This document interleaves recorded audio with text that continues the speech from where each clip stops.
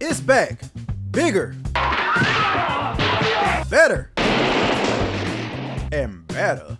It's Black History Month, the sequel, a 28-day celebration of black exploitation films. Starting off Black History Month is Cotton Comes to Harlem, a 1970 film directed by the great Ossie Davis and is based on a 1965 novel of the same name. Cotton Comes to Harlem is widely considered the very first blaxploitation film, and I already hear you asking, hey, didn't you say that last year about Sweet Sweetback's badass song? To which I reply, yes I did, but hear me out. First, Cotton Comes to Harlem predates Sweetback, but it really all comes down to what you consider the hallmarks of a blaxploitation film. Does it only have to have a majority black cast and be marketed to a black audience? If so, then Cotton Comes to Harlem wins that distinction easily. However, I think most people prefer to give it to Sweet Sweetback just based on the fact that it has most of the themes associated with the genre: violence, gratuitous sex, nudity, an original soundtrack, and most importantly, a tiny budget of only $150,000 compared to Cotton Comes to Harlem's budget of $1.2 million. And considering that Sweetback made $15 million at the box office versus $5 million for Cotton Comes to Harlem, it's no secret which one had the most influence. Anyway, about the actual movie. Cotton Comes to Harlem is about a reverend and community activist who's actually a con man named Deke O'Malley, played by Calvin Lockhart. He convinces most of the black people in the neighborhood to donate to a Back to Africa movement. He raises $87,000 towards a ship called Black Beauty to take everybody to the motherland. Excuse me, say what? A ship? I'm guessing he's trying to give people that authentic Middle Passage experience, but for that amount of money, I think we can upgrade that to at least a Spirit Airlines ticket. The fundraising rally is robbed by men in masks and full body outfits, and it's up to two detectives, Gravedigger Jones, played by Godfrey Cambridge, and Coffin Ed Johnson, played by Raymond St. Jacques, to figure out what happened and recover the stolen money. You would think the movie would be more of an action-heavy thriller with that description, but in reality, the movie is more of a mystery buddy comedy than anything else. Heavy on the comedy. It's a super silly movie right from the start, and even though most of it is intentional, sometimes it's hard to tell if you're supposed to laugh or not. Like when Gravedigger and Coffin Ed chase the thieves through the street, it's supposed to be an intense car chase scene, but they look like they're just out for a Sunday evening cruise.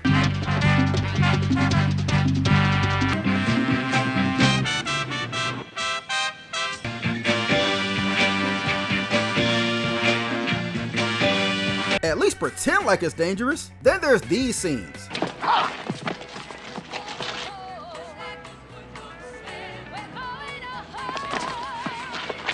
Bye, baby. The entire movie is like this, but that's not to say that it's not to be taken seriously. It does have some heavy themes, mostly centering around the Reverend O'Malley and how he's able to manipulate people who are just looking for a way out of their situation in America. And then there's the titular cotton. You see, the rumor is that the money ended up stashed in a literal bundle of cotton that mysteriously landed on a Harlem harbor, and is a mad dash from all parties involved to try to track it down and get the money. It's a MacGuffin that ends up becoming an ironic metaphor, because not only is cotton out of place in the North, but the characters are chasing after the one thing that our people work so hard to get away from.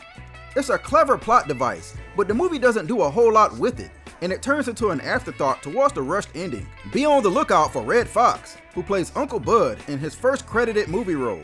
He's hilarious here, but doesn't get a lot of screen time. Cotton Comes to Harlem is a really good movie, even if it doesn't completely stick to one genre. It's definitely more coherent than Sweet Sweetback, so I could see how people prefer it as a starting point for the black cinema movement. You definitely want to go into it thinking it's a comedy, so as not to be disappointed in the fact that it lacks in other areas. The movie had a sequel called Come Back Charleston Blue, but Ossie Davis didn't return to direct it, and it wasn't as well received as Cotton Comes to Harlem. Overall, I would say that Cotton Comes to Harlem is a very good movie and a nice complimentary movie to Sweet Sweetback. Just like the good Reverend O'Malley, they both prove that as long as you deliver a relatable story, it's easy to sell to an audience.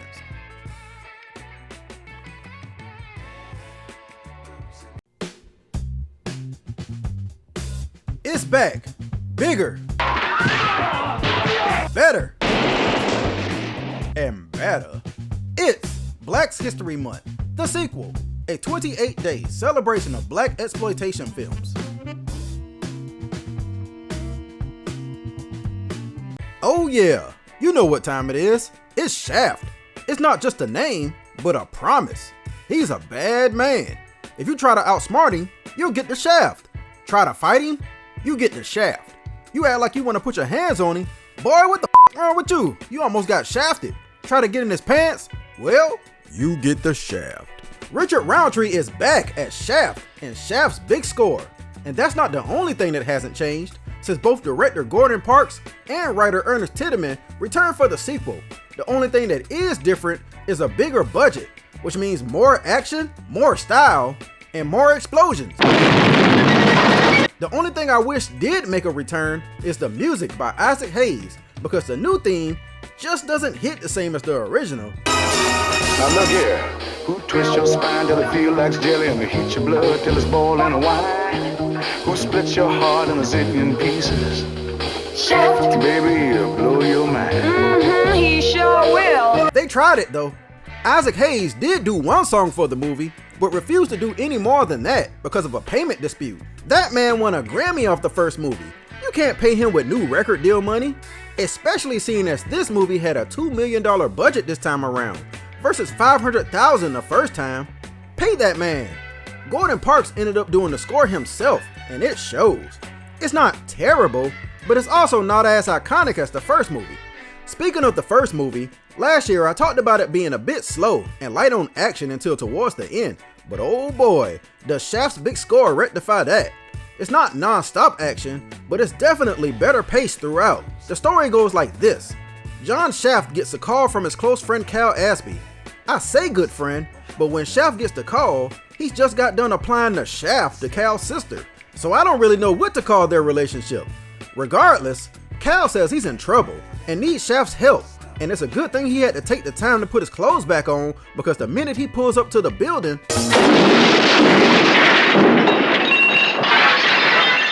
that's the end of old Cal. But his surviving business partner John Kelly, who secretly owes the mob a bunch of money, believes that there's a stash of money somewhere in the funeral home they both own. Nobody can find it, however, so Kelly has to try to find out what happened to it while simultaneously keeping the mob, the cops, and Shaft off his ass. It's easier said than done though, because Shaft is on the case, in his face, and all in his lady's place. I like that Shaft's Big Score feels like a continuation of the original film. It's not completely a direct sequel, but it's got some recurring characters that makes it feel like one cohesive universe, something that a lot of these movies don't do. Like how off-brand Bumpy Johnson, aka Bumpy Jonas, returns along with his right-hand doorman who still hates Shaft. What round did you go out in, man? You ain't pretty as you used to be. I have to commend the much improved stunt work also.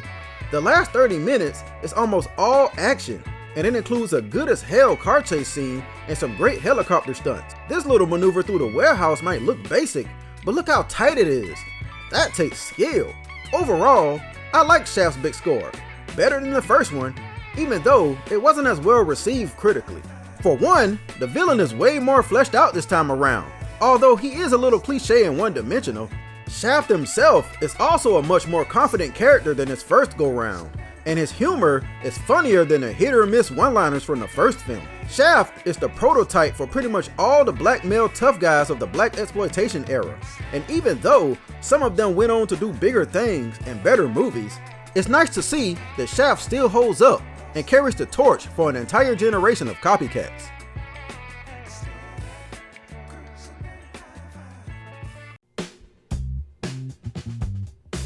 It's back, bigger,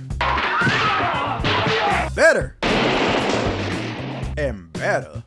It's Black's History Month, the sequel, a 28-day celebration of black exploitation films. Former football player Jim Brown stars in Slaughter. The name just says it all, doesn't it? It's not just the title of the movie, but also the name of the main character. They don't even bother to give him a full name, because even they know it doesn't matter in a movie like this. These dudes always have the same name anyway. It's always a John, or a Jim, or a Willie. How about we just call him Ernest? Yeah, that fits. Ernest Slaughter. Slaughter was directed by Jack Starrett, the same man who would later direct Cleopatra Jones. In Slaughter, Jim Brown is an ex-Vietnam vet and ex-Green Beret who learns that his parents were killed, mafia style, in a car bomb. What more motivation do you need to go on a killing spree? None, that's how much, because Slaughter gets right to it.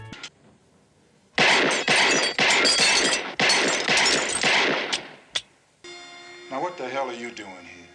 I could have killed you, you dumb bitch. Shut up! But you asked her what she was doing. This woman is Kim, and she's played by Marlene Clark. She was also in that weird Ganja and Hess movie, which I still refuse to try to figure out for a review. Kim is actually working for the government, and along with her partner, are trying to convince Ernest not to go out for revenge.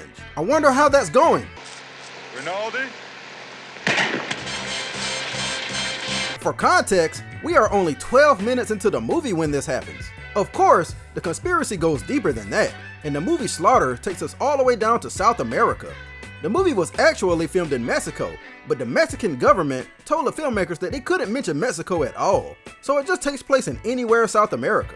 Just pick a place, any place, it'll be right. This alone helps set Slaughter apart from most of the movies of the time, simply because it doesn't take place around crowded city streets and high-rises. The location is actually quite beautiful, and the change of scenery does a whole lot to make the movie and its leading star feel better than it really is. You're gonna need that, because even though I love Jim Brown, bless him, he is not the best actor when he has to speak.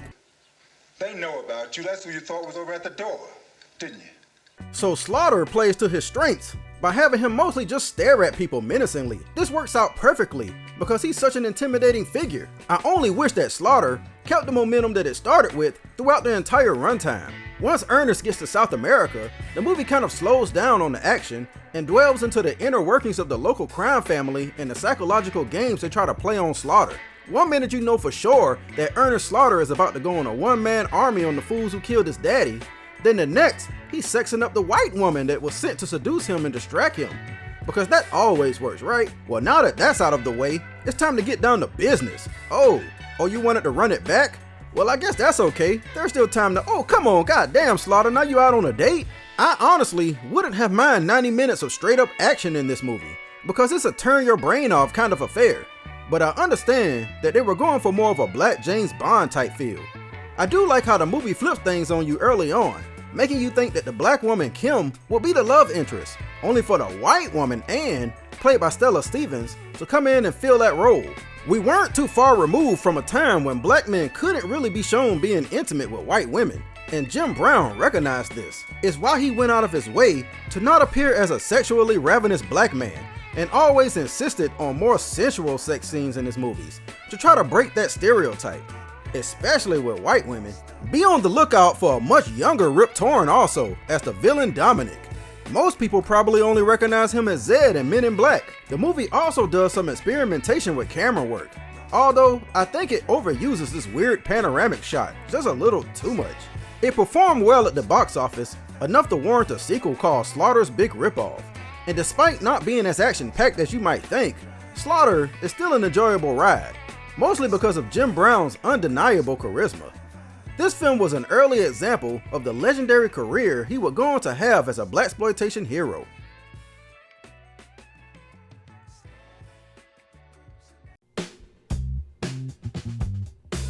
It's back, bigger, better, and better. It's Black's History Month, the sequel, a 28-day celebration of black exploitation films. Whatever it is you're doing right now, stop it, because it's Hammer time. That's right, my man Fred Williamson plays the Hammer, a no-nonsense, street-smart, womanizing boxer? Yeah, you heard that right. Hammer is kind of a sports film. Well, sort of. Released in 1972 and directed by Bruce Clark, Hammer is about a guy named B.J. Hammer, played by Fred Williamson, who's just a normal everyday guy with a normal everyday job, until a chance fight at work gets him noticed by some criminal types who specialize in that kind of thing. Look at that. All this time you've been holding back from laying hands on that one coworker who you can't stand, and you've probably been missing out on your blessings. Go ahead and sleep him next time you see him. You never know who's watching. The Hammer is actually Fred Williamson's real life nickname that he got from playing football. One thing is for sure, he damn sure didn't get it from boxing, because for all the hype that they put on him and his skills in this movie, he's actually kind of trash. Well, I won't say trash, but he's definitely not knocking guys out in the first round. He spends a large portion of the movie taking crazy damage until he scores a lucky knockout out of nowhere. And I'm talking about the boxing like it's a lot of it. But for a movie that's built its entire premise on it, there's very little actual boxing. It spends most of its time focusing on how the criminals of the movie stage all the fights and make their fighters eventually take a dive for profit. That's one of my biggest problems with the movie, the fact that they revealed this almost immediately. Even Hammer's new girlfriend Lois, played by Vanetta McGee of Blacula fame, outright tells him what the jig is, and he's all like, oh well, just gotta con them before they con me, right? Hammer might not be beating people up much in the ring, but they damn sure beat the hell out of all the suspense in this movie. It does try to deliver some good moments, like when the boss, Big Sid, starts ordering the killing of all his workers one by one, and you're left wondering, what did these guys do to deserve this, and how does it tie into the story? Turns out, they were all former boxers for Sid, and he eventually gets rid of them when they no longer want to be slaves to his system. That's a good side story, and gives some high stakes to our main character, or at least it would have if BJ Hammer didn't already tell the audience what he was planning to do at the beginning of the movie. Him already knowing early what happened to these guys when they boxed for Sid completely ruins everything. Yeah, they try to introduce some too little too late stakes towards the end, but by that point, you really don't care if Hammer takes a dive in his final match or not. Fred Williamson, as usual, completely steals the show. His acting and one-liners is the only thing that saves it. He's not supposed to be funny, but you can't help but laugh at his over-the-top delivery. See what you missing, sucker? Just like a bus, mama. Miss one, catch another. The scenes with the Detective Davis, played by Bernie Hamilton, are also pretty good. Mostly because he plays it so straight, and he has the best interactions and chemistry with every character. Also be on the lookout for Dorville Martin, the guy who directed and starred as the villain in the movie Dolomite. He plays a pool shark named Sonny here. The Hammer is an okay movie. I honestly expected it to be more of a sports drama, with a guy who fights guys in the ring by day, but fights crime at night. If it was more like that, I think it would have been better. I even give it props for being one of the earliest movies to introduce the fighter doesn't want to take a dive trope. But with a title like Hammer, it's a little ironic that it doesn't quite nail its story.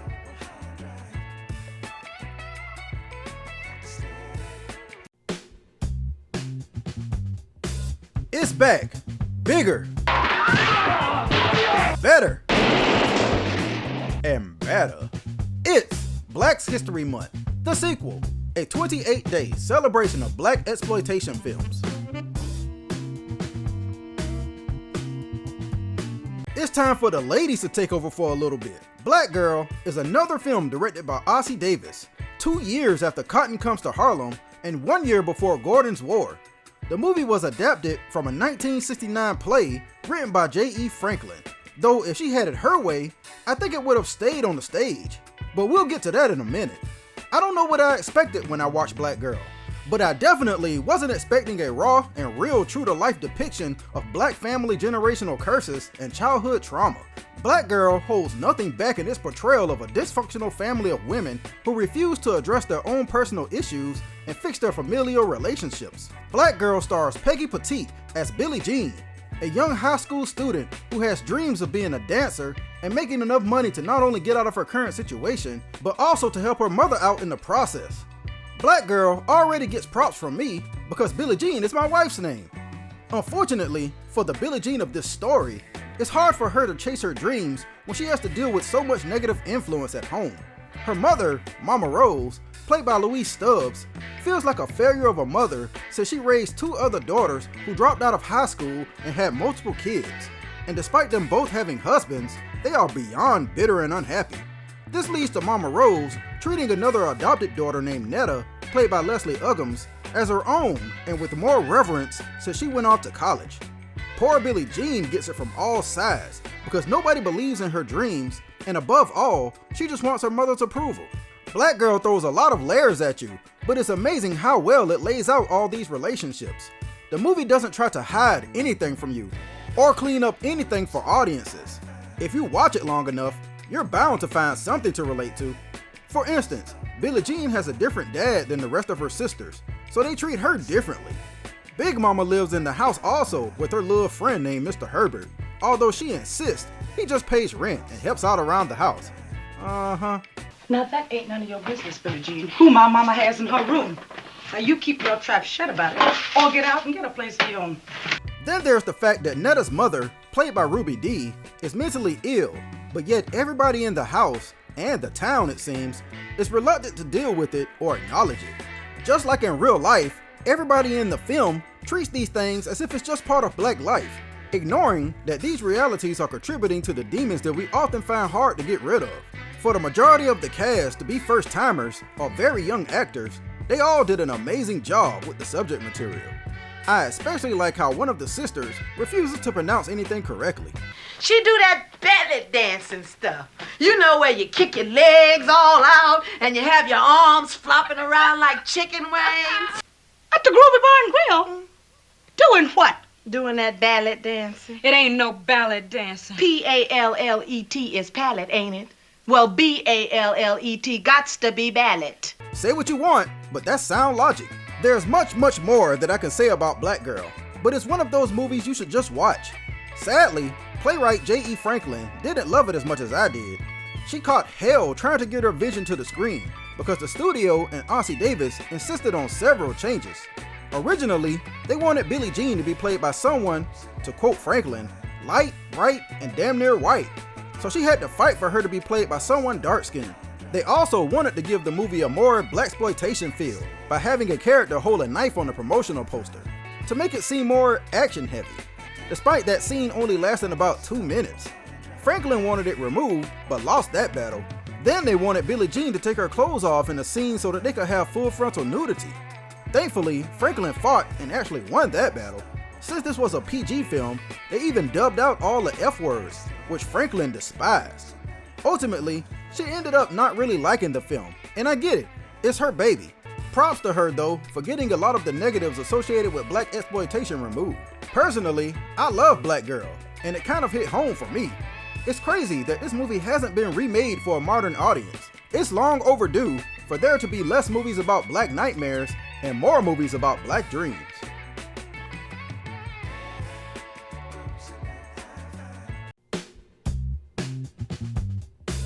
It's back, bigger, better, and better. It's Black's History Month, the sequel, a 28-day celebration of Black exploitation films. The great thing about blaxploitation movies is that they come in all forms. Sure, they have themes and characters that are repeated regularly, but for every pimp or naked woman, there's always a movie with some substance sprinkled in there. Across 110th Street is one of those movies with substance. There's an argument I've seen that Across 110th Street shouldn't be lumped in with the rest of the Black exploitation movies of the 70s because it takes itself more seriously. I mean, there's no pimps, no super Negroes, barely any nudity. Just who does this movie think it is trying to be all clean? I disagree with that assessment though. Just because a movie has substance doesn't mean it doesn't fit in blaxploitation. I know the name carries negative connotations, but it's produced some great films. If Willie Dynamite can be considered blaxploitation, then so can Across 110th Street. If The Spook Who Sat by the Door fits in, then so does Across 110th Street. I think you can understand what I'm saying. Whatever you want to classify it as, the movie itself is excellent. Across 110th Street is about 3 guys who decide to rob a criminal operation of $300,000. The criminals doesn't just include the mafia, but some high-ranking members of a Black crime organization also. These dudes don't care, they just want the money to go along with their balls of steel. The heist is planned and organized by Jim Harris, played by Paul Benjamin. He's a fantastic actor who you might recognize from Do the Right Thing, The 5 Heartbeats, and Rosewood. Oh, Rosewood. I get angry every time I watch that. It'll be a minute before I get to that one. The money heist goes terribly wrong. I mean, they get the money, but in the process they kill 7 people. 3 Black guys, 2 white Italians, and 2 white cops. The racists are important because that's what sets this movie above your usual 70s exploitation. The name itself is about the dividing racial line between Harlem and Central Park. That's the equivalent of the other side of the train tracks in the South. I like the way it uses race to drive the motivations. The mob wants the guys who took the money found so that they can teach them a lesson and put everybody else on notice. They don't even want the money back. The black crime group wants them found too, but not from any loyalty to the mafia. They can't stand each other, despite them having to work together, and the black leader feels like they should run the whole town themselves. Then there's the cops, who themselves are split on the issue. A young black lieutenant named William Pope, played by Yaphet Kotto of Alien fame, does everything by the book and wants them found with good old-fashioned police work, which puts him at odds with the old-school Captain Frank Mattelli, played by Anthony Quinn, who does things, the old-fashioned way. I'm gonna get me a lawyer and then stick him dead on your ass! It's less about Pope being black and more about Mattelli feeling he's being squeezed out because of his age. They both want the same thing though, and it's fun seeing them try to work together to get to the money thieves before everybody else does. That's what makes this movie so good. The cat and mouse game between the three different groups, trying to not only find these three guys, but also work through racial tensions during a time when black people were becoming fed up with their status in life. That's the whole motivation for Jim Harris and his crew to steal the money in the first place. Like he says, he's just a poor janitor and a 45-year-old ex-con with nothing to lose. He puts his soul into this role, and you really feel him despite him being a bit of an anti-hero. Look at me! You're looking at a 42-year-old ex-con nigger with no schooling, no trade, and a medical problem. Now, who the hell would want me for anything but washing cars or swinging a pick? You gotta get your mind out of that white woman's dream. You really want to see them get away with it, and the movie gets props for building up that tension masterfully. Especially when you see that not every member of the crew is laying low. Who says this isn't a blaxploitation film? It has Antonio Fargas. It wouldn't be one without him. It even has Gloria Hendry, a staple in these films. What more can I say about Across 110th Street? It keeps you on the edge the whole way through, all the way to its exciting and unexpected ending. I like these kinds of movies that show that not every black exploitation movie should be placed in a box like they're all the same. You never know what you could be missing.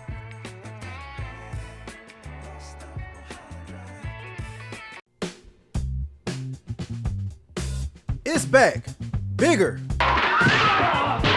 better, and better. It's Black History Month, the sequel, a 28-day celebration of black exploitation films. I bet you can't guess what the movie Hitman is about. If you said it's about a hitman who takes contracts to kill people, then your ass just lost that bet. So why then is the movie called Hitman? Well, let me take you through a short and somewhat convoluted history. See, in 1970, British writer Ted Lewis wrote a book called Jack's Return Home, about a London criminal who returns home to investigate his brother's death. The book was popular and ended up getting optioned for the film treatment, which ended up becoming the 1971 British movie Get Carter, starring Michael Caine. It's essentially the same story with some typical movie changes here and there, and it ended up becoming a hit overseas, spawning a franchise and influencing future crime films overseas. The movie was distributed by MGM's British chapter, but instead of just bringing the movie over to America as is, they thought to themselves, hey, it's 1972, and blaxploitation movies bring in a ton of money for us. Why not just do a black version of the same story?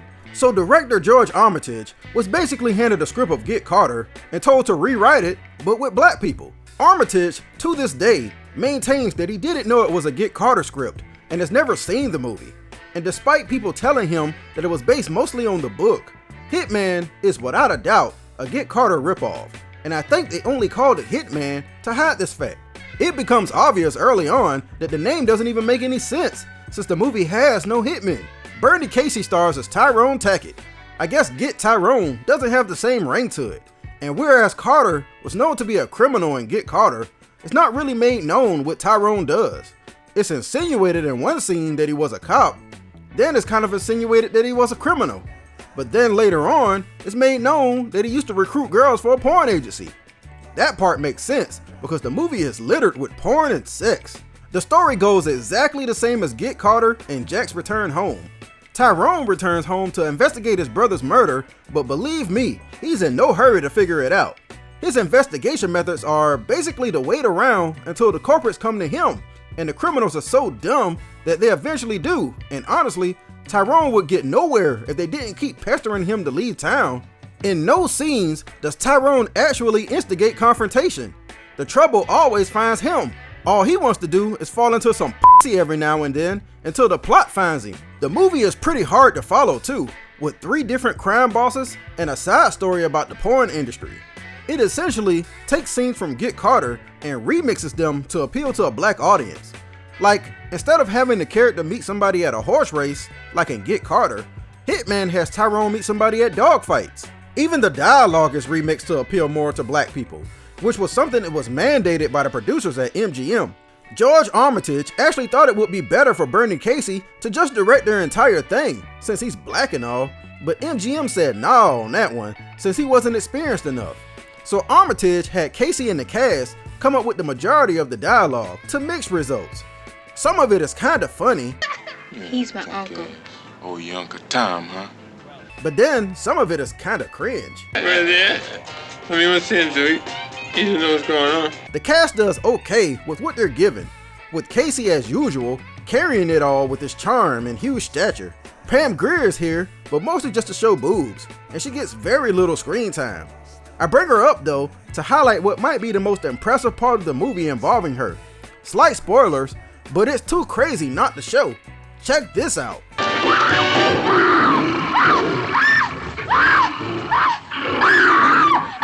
How in the hell did they get that lion to not kill that stunt woman? I wish I knew somebody who worked on this set to tell me how they pulled this off. At the end of the day, Hitman is a pale imitation of another more popular and somewhat better movie. It benefited from the time period and still made $1.20 million, despite not being all that entertaining to me. At least it was better than the 2000 version of Get Carter, so it has that going for it. But I think I'm going to start a petition to getting the name changed to Get Tyrone, because there's no Hitman here.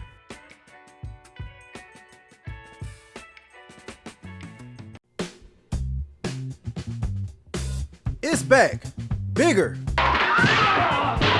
better, and better.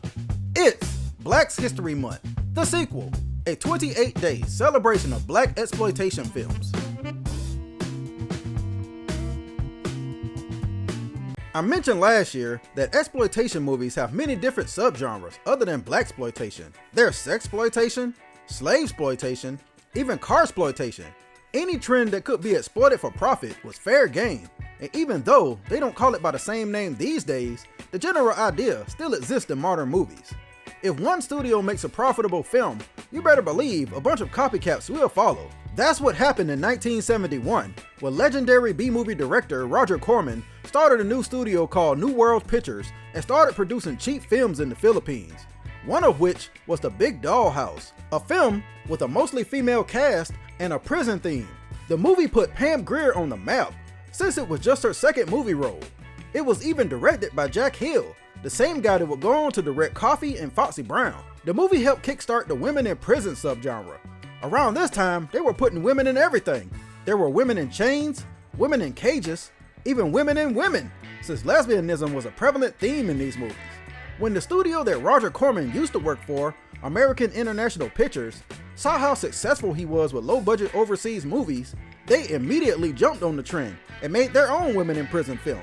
That movie was Black Mama, White Mama, a 1973 film that also starred Pam Grier as Lee Daniels, or Black Mama, and Margaret Markov as Karen Brent, or White Mama. They even went as far as to film the movie in the Philippines, following Corman's blueprint to a T. In Black Mama, White Mama, Lee and Karen get sent to a low-security prison at first, and bruh, if you thought Black Shampoo was bad when I talked about it last year, you haven't seen anything yet. The sexploitation was so bad, I could barely show any of the footage. This is less a prison than it is a resort. Looks like a good time to me. Go ahead and give me 3 to 5. It's ran by 2 aggressive female prison guards, who themselves are in a relationship, but one of them likes to take advantage of the prisoners and treats them harshly if they deny her advances. Lee turns her down because she doesn't want to jeopardize her integrity, but White Mama Karen is all for it because she believes in using what she has to her advantage. This difference in ideology leads to them being at odds with each other, And it's not until they get put in solitary confinement together, which is quite the oxymoron, that they decide it's better to work together. I really like the early prison stuff, and if they had decided to make that the entire movie, I would have been cool with that. An hour and a half of Black Mama and White Mama trying to understand each other until their time is up would have still worked as a compelling drama, but the studio probably didn't think they could sell that. So after they leave the confinement, Black Mama, White Mama becomes straight up action, and you know what? It's still great. The movie was greatly influenced by, and some would say completely ripped off, The Defiant Ones, a 1954 film starring Sidney Poitier and Tony Curtis about two convicts who escape a chain gang and must work together to get to freedom. In Black Mama, White Mama, Lee and Karen are being transferred to a high security prison when the bus is attacked by local revolutionaries because it turns out Karen is a high profile member. A shootout occurs with the police, so Karen can't be rescued, and worse, she's chained to Lee, who has motivations of her own, because she's a former prostitute who stole 40 G's from her boss and had plans to escape on her own. Yeah, there's a lot going on here, but I like it because it gives both Lee and Karen a motivation and conflict to work out. Lee wants to go to one side of the island to get her money and leave, and Karen wants to go to the other side to get guns for her people. If the movie had stuck with just that, I think it would easily be a certified cult classic with strong female leads. But it muddies the story a little bit by spending too much time with secondary characters. We gotta get these scenes with Lee's old boss trying to find her and the money. We gotta get scenes with a local cop whose job it is to find Karen and stop her revolution. Then on top of that, the cop hires another local gangster named Ruben, played by Sid Haig, to help find Karen. I'll excuse that one though, because Sid Haig almost steals the show. I think it would have been better to just stick with Black Mama and White Mama though, because they hold their own, and the moments when we see them working together to get out of situations are the best parts of the movie, right up until the somewhat shocking ending. I really like Black Mama, White Mama, even though the dubbing can be a bit jarring. It's obvious watching it that Pam Grier was well on her way. There's a lot that can be said about the portrayal of women during this era of films, but I can honestly say that Black Mama, White Mama at least took a few steps in the right direction.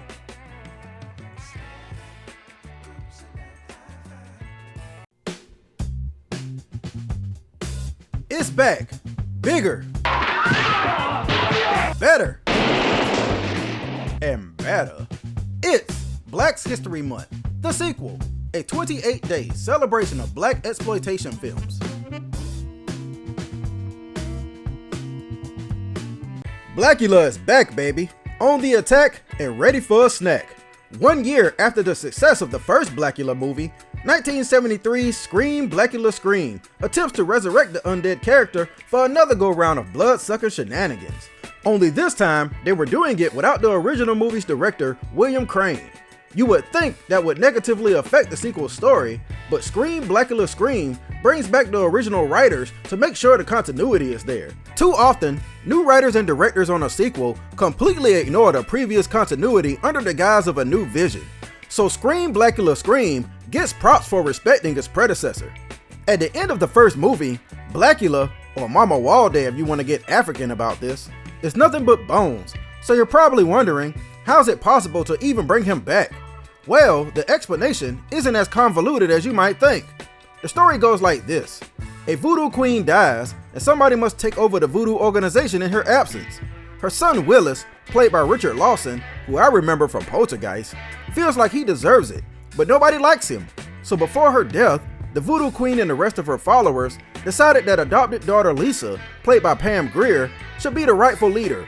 Pissed off that he's denied his birthright, Willis buys some old bones from another former voodoo priest, under the promise that it will bring him immense power. Willis performs a little ritual, there's a light show, and just like that, boom, Blacula is back in action, fully dressed, pimp cape and all. Never mind how the old priest got the bones in the first place, since the cops were on the scene for Mama Walde's death. It doesn't matter. It's an old horror movie cliche that gets used a lot in other films like A Nightmare on Elm Street and Friday the 13th.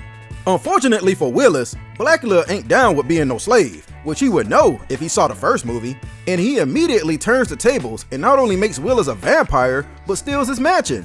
That's one way to get past the price of real estate these days.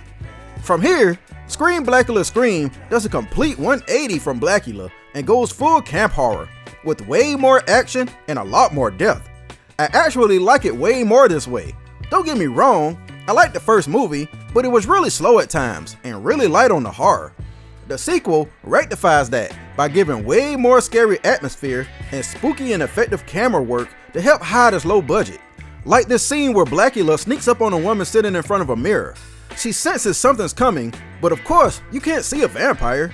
The camera puts us in the position of Blacula, and the camera is just off center enough to hide the approaching threat.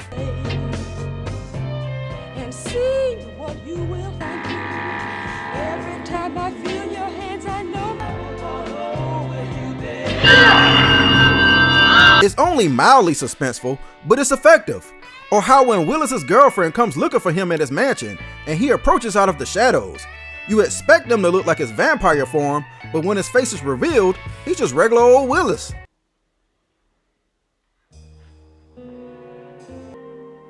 Hey, Mama. Mama, oh Mama, you son of a bitch. Why are you scaring me like this? These are small things for sure, but they are things that Scream Blacula Scream does better than the first movie. Even the story is better, I feel. It gives Blacula a more realistic goal this time around, since he aims to use Lisa's voodoo powers to help him cure him of his curse. It helps that both William Marshall and Pam Grier deliver great performances in this, really selling the emotion. There is some unintentional humor in it, but nothing too distracting. I do get a laugh at how hypocritical Blacula is though, because in one scene he's like, You give it up or we're gonna take it out on your black ass.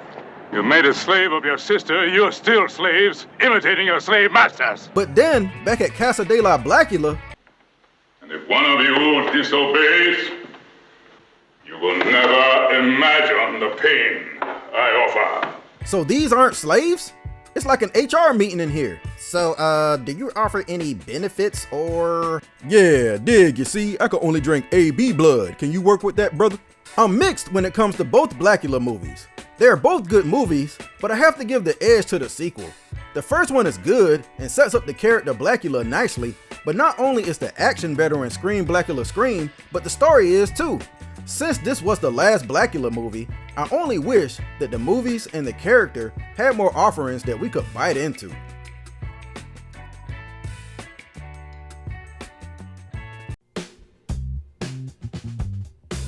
It's back, bigger, better, and better. It's Black's History Month, the sequel, a 28-day celebration of Black exploitation films. Detroit 9000. Kinda sounds like a video game, doesn't it? Word is, it could have been Chicago 9000, but the Windy City objected to all the violence depicted in the movie. But not Detroit, this is Motown, the city RoboCop took place in, one of the most violent movies ever made. They embrace it. Supposedly, the 9000 in Detroit 9000 is supposed to stand for the police radio code for Officer Down. It might have meant that in 1973, but I looked up the codes, and it says it stands for Assist Other Agency. Oh well, regardless, if that clue didn't tip you off, Detroit 9000 is a cop movie. Released in 1973 and directed by Arthur Marks, the same man who directed Bucktown, USA, Detroit 9000 just barely classifies as a blaxploitation film. It has a very mixed cast, and I dare say more white actors than black actors, and even the lead actor is white. In many ways, Detroit 9000 is very similar to Compton Comes to Harlem and even Across 110th Street, almost criminally so. Stop me if you've heard this one before. A congressman and a preacher hold an event to fundraise for the congressman's bid for governor. The fundraiser is of course immediately robbed by masked men, and it's up to two cops to figure out who done it. On top of that, the two cops are black and white and have to get along during a time when racial tensions are high. The white cop, Danny, played by Alex Rocco, who was Mo Green in The Godfather, wants to do things the old-fashioned way, and the black cop, Jesse, played by Harry Rhodes, of course, wants to do things by the book. Now there's an argument to be made that those type of plots were a dime a dozen during this time period, but even if it did use those movies as an inspiration, Detroit 9000 does at least go out of its way to try to separate itself from them by delivering a more thought out story. For starters, the racial aspect of the movie is played up a whole lot more than other big city crime dramas of the time.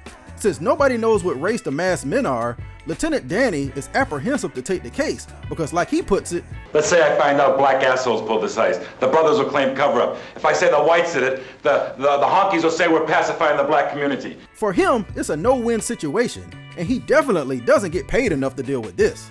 In contrast, Jesse just wants justice for a crime committed against black people, and since he's well known in the community, the eyes are on him to do what he can to figure this out for the community and not just fall in line with his boss's agenda. The one difference this movie makes is that both cops actually get along with each other the entire time because they both kind of benefit from solving the case. The film is described as an action film, and believe me, there's plenty of it. Even a scene that completely rips off Dirty Harry. Give me an excuse to waste a goddamn cop killer. Go on. Maybe I'm bluffing. Maybe I don't have the guts to kill you.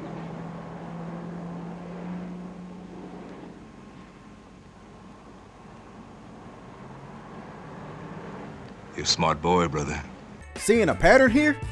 But for all of its action, you might be surprised to learn that the middle portion of the film is extremely plot heavy. It throws you off a little bit because it'll throw a gunfight or two in there for like 2 minutes and then go back to plot exposition. Don't take that as a bad thing though, because the overall mystery surrounding the heist is compelling, and I was hooked the entire time as they track down one lead after another. The film even has an ambiguous twist ending with multiple reveals throughout. Its only flaw is that its pacing is a little uneven, jumping back and forth from one plot point to the next, and even throwing a flashback in there. It also has a who's who of blaxploitation stars in it, like Rudy Challenger from Cool Breeze and Hitman, Vanetta McGee, and even Scatman Crothers, who was in Black Belt Jones, among a bunch of other movies. Detroit 9000 didn't really catch on at the time, but it's since been re-evaluated and even re-released through Quentin Tarantino's now defunct distribution company. It's now viewed a lot more favorably due to its themes about race and politics and its compelling big city crime mystery. I think it's one of the most unsung and underrated movies from the era that was perhaps self-sabotage due to too much imitation. It's definitely worth the watch though, and I recommend checking it out just for the ending alone.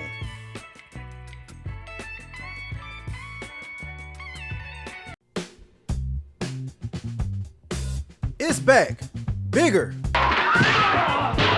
better, and better.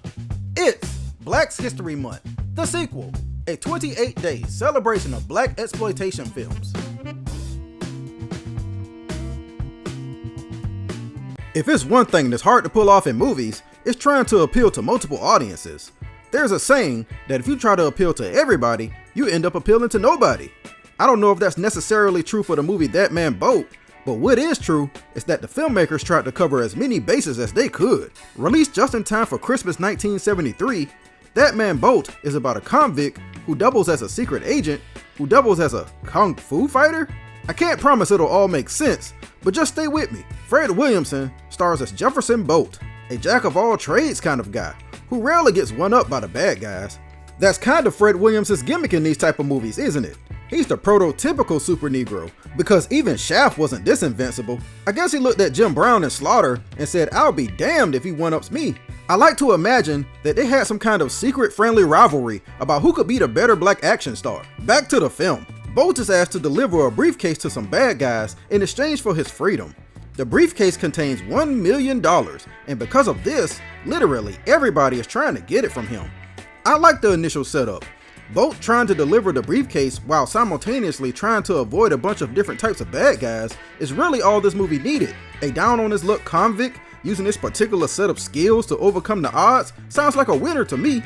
Unfortunately, studios were trying their hardest to create the Black James Bond around this time, so Bolt got saddled with a super agent persona, complete with gadgets, fancy cars, ladies, the whole nine.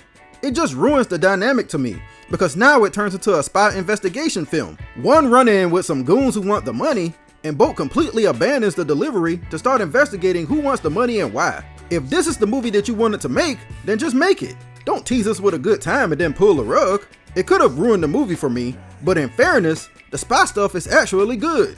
It's not James Bond level cool, and honestly, it never would have been with this budget, but I do like the car chase action and the various ways that Bolt can kill a man.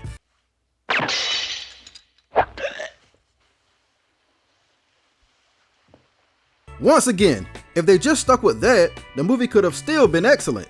But halfway through, That Man Boat changes its genre again and becomes a kung fu action film, complete with a trip to Hong Kong, an unnecessary backstory about how Boat came to learn his fighting moves, and even some kung fu treachery.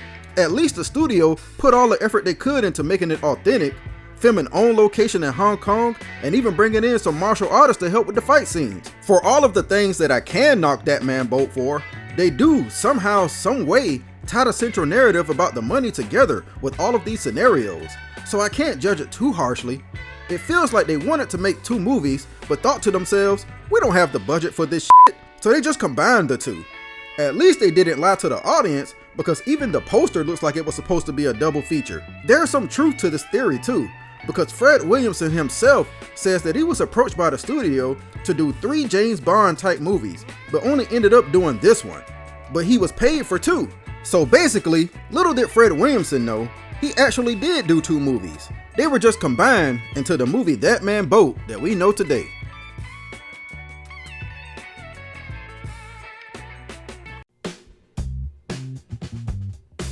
It's back. Bigger. Better. And better.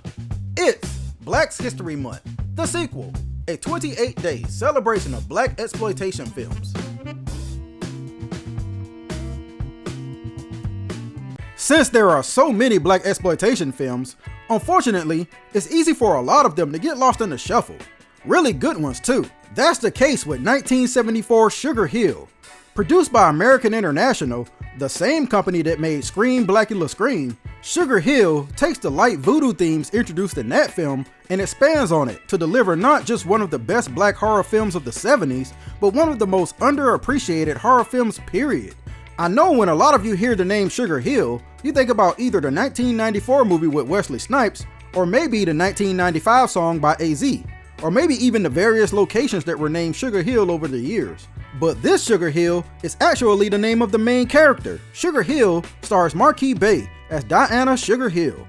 Sugar is a nickname given to her by her fiance, who ends up getting killed within the first 10 minutes of the film by some white gangsters who want to buy his Haitian-themed nightclub. He refused to sell it, so he has to go. I got kind of a laugh out of the beatdown scene because they felt the need to wear stockings on their face, despite still wearing the same exact outfits they were wearing when they threatened him. It's not like he can't see y'all through that, plus he's alone. Not like it matters if he sees you or not if you plan to kill him. Minor details aside, distraught at the death of her fiance and willing to give up anything, Sugar goes to seek out an old voodoo priestess named Mama Matrice to help her get revenge on the gang members. Mama Matrice takes her out to the woods where she tells her to offer up something in exchange for help from the Haitian Lord of the Dead, Baron Samedi. And with the small price of an engagement ring and a necklace, the Baron is at her command. Well, he doesn't actually do anything personally, but he allows her to command his zombie army, who are former Haitian slaves, complete with chains and everything. What sets the movie Sugar Hill apart is its attention to detail and its dedication to the accuracy of its voodoo source material. They let it be known that voodoo itself is more of a religion that's different from hoodoo or conjuring, and there's dialogue explaining how the slaves came to create it by combining old African beliefs with Christianity. It treats it with respect instead of using it as a literal magic device.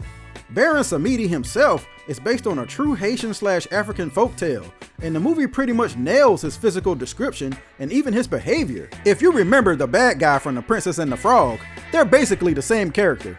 He's also somewhat of a trickster god, so he tags along with Sugar to help her set up the gangsters one by one. He's played by Don Pedro Colley, and he definitely steals the show by just hamming it up to the max whenever he's on screen. Seems like he just had fun with this. The movie also deals with race in clever ways. The gangsters are almost universally white, with the exception of one guy, and they don't hide at all how overtly racist they are, even to their one black member. Oh, come on, Fabulous, you can do better than that. Make an honest nigger out of you yet. They tie this into the story by having Baron Samedi portray a bunch of black stereotypes to make the victims drop their guard around him. They feel comfortable with him despite not knowing who the hell he is, because he's behaving like they believe all black people to behave. the Sambo, the Uncle Tom, the servant is all here and used to great effect. Oh, Sam, he don't be questioning Mr. Morgan. No, sir, he a mean man. In fact, he tell me... All right, dummy up, let's go. It's not until it's too late that they realize they done messed up. Stay over there, sir.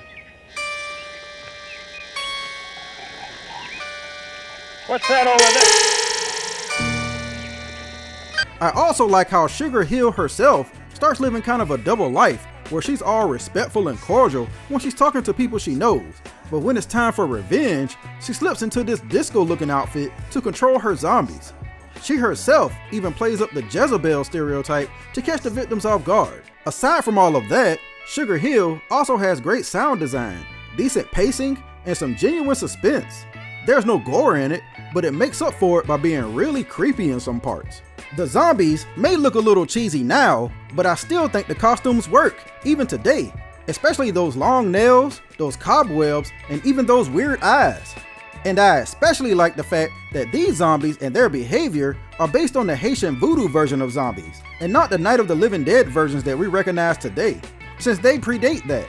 The biggest difference being that these undead don't eat people. As far as I know, they can be controlled and they can't really act independently. They're just tools to help Sugar get her revenge. Also making a return as Sugar's ex-boyfriend and a detective investigating the murders is Richard Lawson from Scream, Blacula, Scream. That guy sure loves supernatural movies. There's so much more that can be said about Sugar Hill, but my suggestion is for you to just go watch it and experience one of the most underappreciated hidden gems of the blaxploitation era for yourself.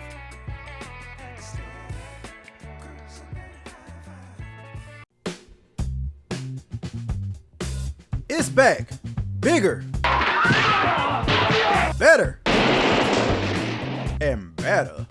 It's Black History Month, the sequel, a 28-day celebration of black exploitation films. Let me just start by saying that I had a hell of a time finding a good version of this film. Most of the DVD copies of it were sold by third parties, and even then it was slim picking. So the quality you see is the best I could do on short notice. But I just had to talk about this movie though, because we're officially moving into the it's so bad it's good territory. The Black Six looks like a good time on the surface. For starters, it's a rare at the time black biker film, during a time when that was mostly reserved for white guys. Secondly, it stars 6 active NFL players as the leads, something unfathomable in today's sensitive NFL, considering the type of language and violence the movie has, and the fact that they do their own stunts, quote unquote. Oh, and just in case you weren't sure which team each guy plays for, the credits got you covered. Thanks, credits. So why then would I say it's bad? Well, because it is. Laughably so. But it's the kind of bad movie that you find yourself laughing uncontrollably at. The story, and yeah, surprisingly, it has a coherent story, is about 6 former Vietnam vets who come back home and decide that society isn't really their thing anymore.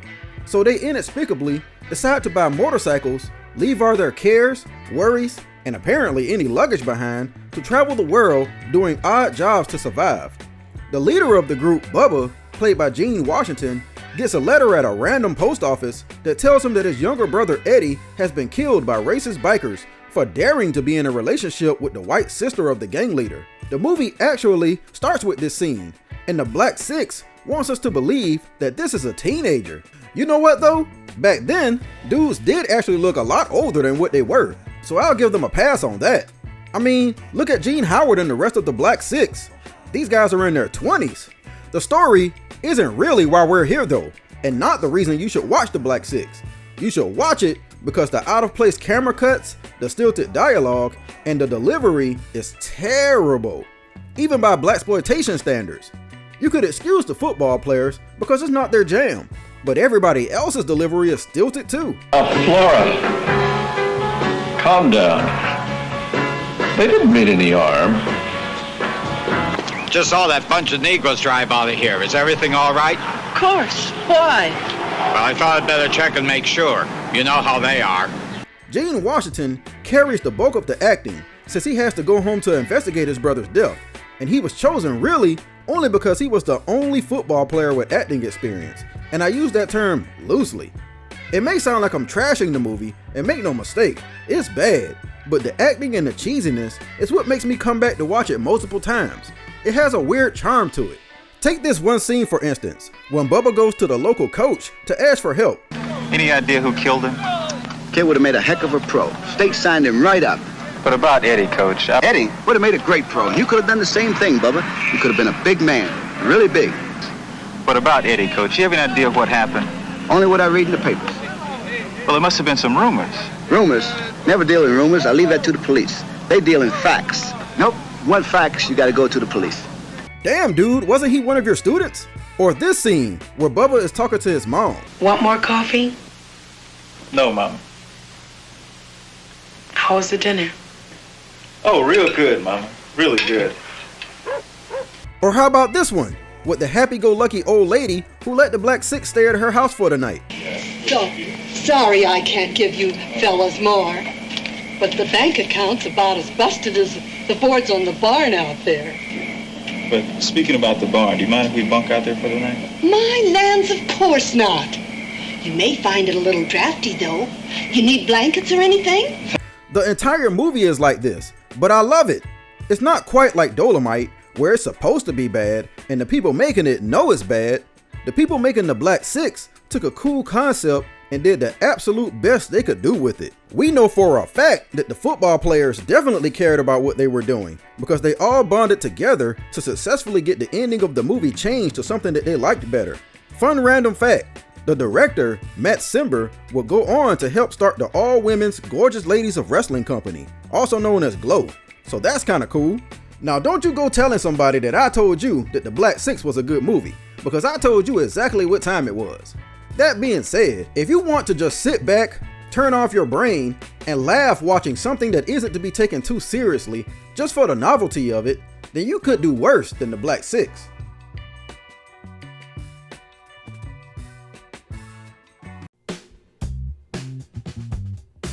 It's back, bigger, better, and better. It's Black's History Month, the sequel, a 28-day celebration of black exploitation films.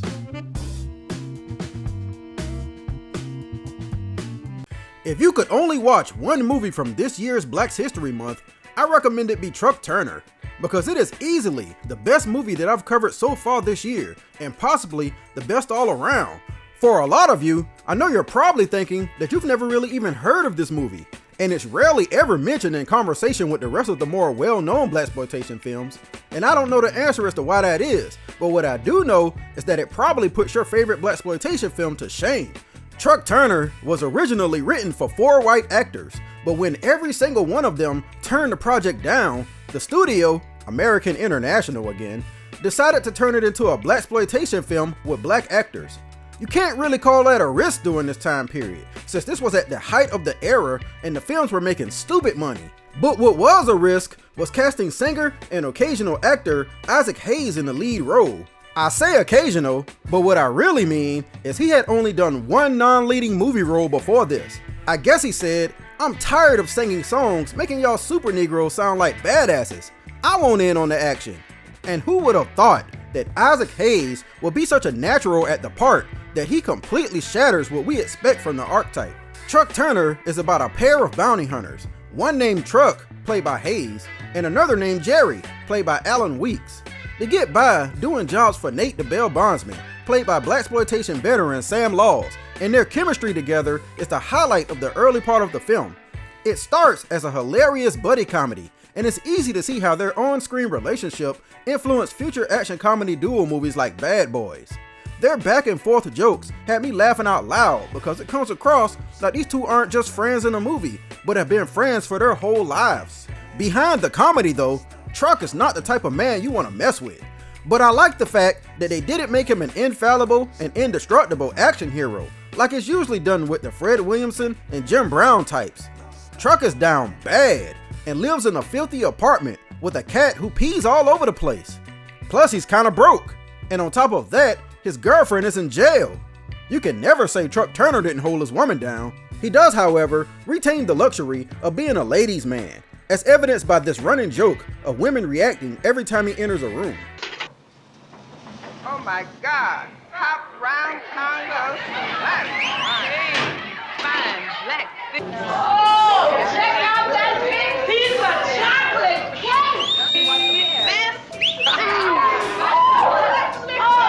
So what makes Truck Turner so good? To me, it's not just because of the well-written, witty, and clever dialogue of the first half of the movie, or even the fact that it has a star-studded cast, which includes several blaxploitation mainstays. For me, it's because the movie does a massive tonal shift halfway into its runtime and unexpectedly becomes an even better movie. Truck and Jerry get a bounty to track down a pimp named Gator, and long story short, it ends with Truck having to kill Gator. Hey, when it says dead or alive, it means it.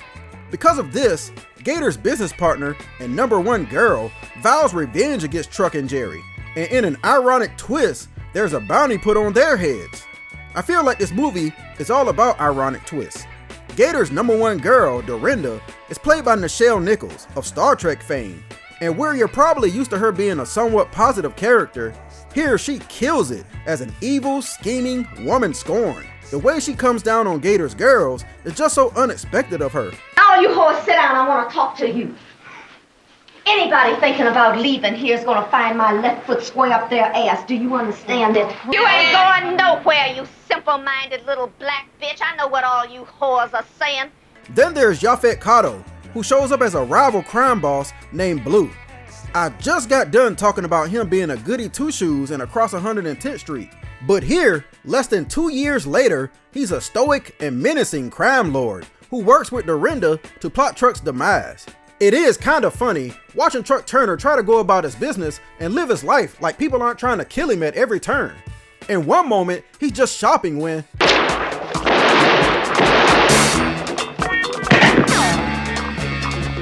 and then he's just trying to feed the cat when...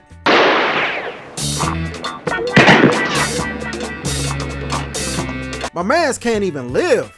It's impressive that a movie can seamlessly transition from buddy comedy to serious action without even missing a beat. And it's just something that I definitely didn't expect from a first-time lead actor who was pulling double duty, since Hayes did the soundtrack also. Who knows why Truck Turner has been somewhat overshadowed? It could be because it was showed as a double feature with Foxy Brown back in 1974. And maybe by the time that movie was over with, people just weren't into watching Truck Turner. Whatever the reason, I'm glad to see that it's enjoyed somewhat of a rediscovery over the years, and it's getting the appreciation it deserves.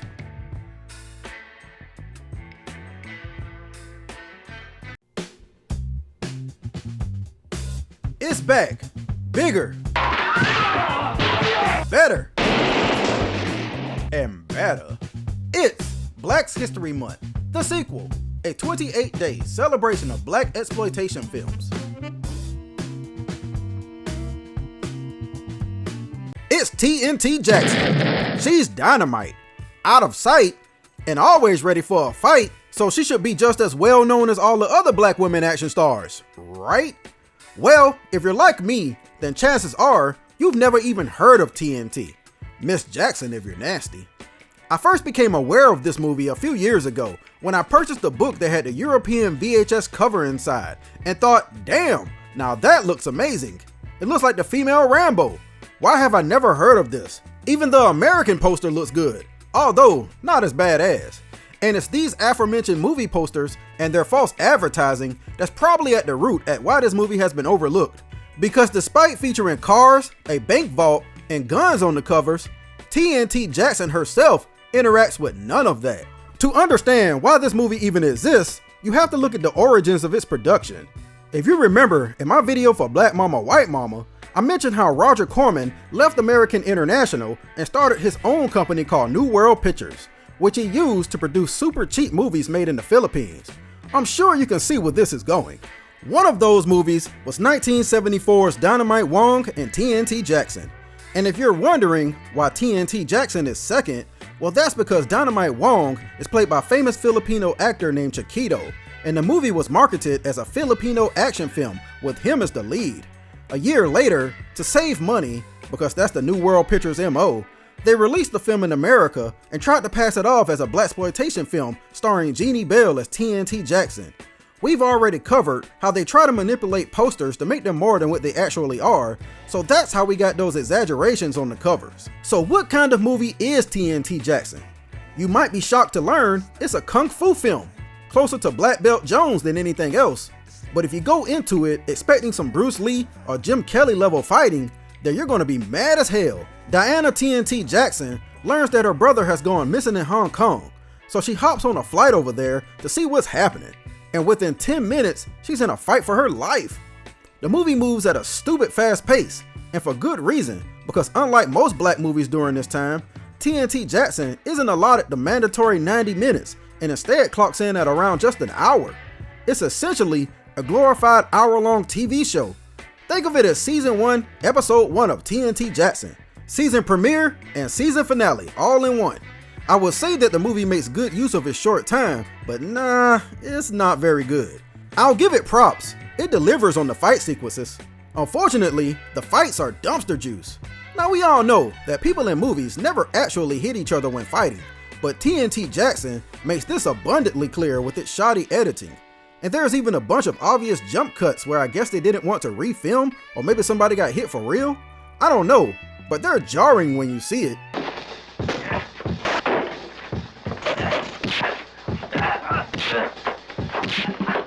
Did you notice it?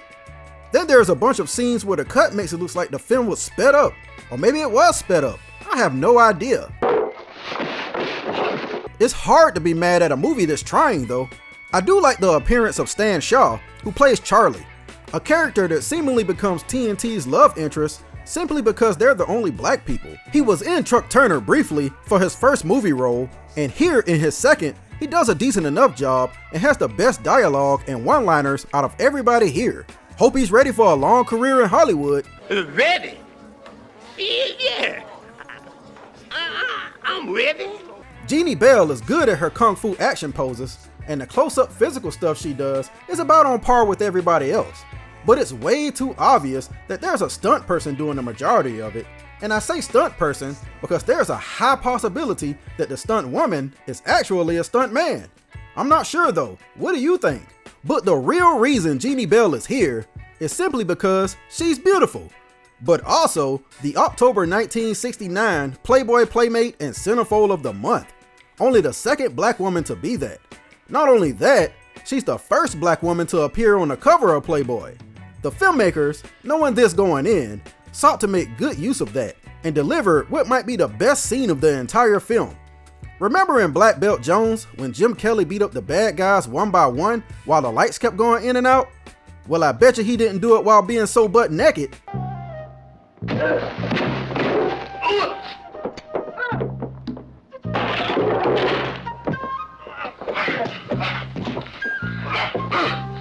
That TNT Jackson, she's dynamite.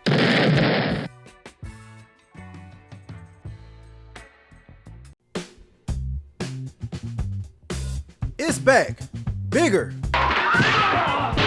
better, and better. It's Black's History Month, the sequel, a 28-day celebration of black exploitation films. As I've mentioned before, kids are rarely used in blaxploitation films, and that's probably for a good reason. These movies contain a lot of themes unsuitable for young ages. So if you do find yourself having to use kids to tell a story, then you better make sure that story stands on its own, without any gratuitous sex or violence. Luckily for director William A. Graham, writers Jack DeWitt and Not Mean Joe Green wrote the hell out of the script for Together Brothers. Together Brothers is a bit of a change of pace for blaxploitation, as there's no action, no comedy, all drama. And I'd say that was a good thing, because being released in the same year as Foxy Brown, Black Belt Jones, Willie Dynamite, and Truck Turner, it was probably in its best interest to try to separate itself from those movies and try to stand out in other ways. It may not have succeeded in making a name for itself on the same level as others, but it was successful in delivering a very different type of movie, one that you might not expect going in. Together Brothers starts out bucking trends, as it was filmed on location in Galveston, Texas, a location never used during this time. It tells the story of a black cop, affectionately nicknamed Mr. Cool, who polices his own neighborhood, not with a heavy hand, but in a more relatable, down-to-earth way. He's played by Ed Bernard, who had already been in Shaft and Across 110th Street. And here, in Together Brothers, he's surrounded by criminal activity. But he doesn't come down hard on people just trying to live. Instead, he usually offers words of wisdom to try to guide them on the right path. Because of this, he's massively respected in the neighborhood, especially by the local juvenile gang called the Brothers United, comprised of 4 black kids and led by a kid named HJ, played by Ahmad Nuruddin in his first and only major movie role. It was a smart move to use the first 20 minutes of the movie to establish this dynamic between Mr. Cool and the rest of the neighborhood, because it ultimately means a lot more than it normally would when Mr. Cool is gunned down dramatically by an unknown assailant. You can't help but react to it, because in just that short amount of time, you've come to like this guy, and probably in the back of your head said, I wish more cops were like this guy. The only person to witness the murder was Tommy, the 5-year-old younger brother of HJ, who goes into shock and is rendered mute by the incident. Gee, I can't imagine why.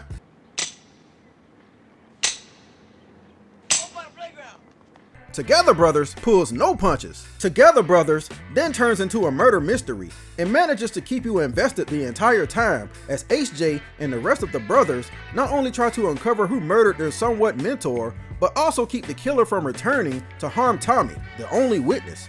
What most impressed me about the Together Brothers was the competent performances by a mostly new cast.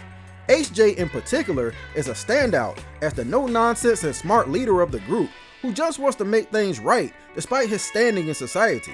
I also like the indifferent attitudes to the murder of Mr. Cool.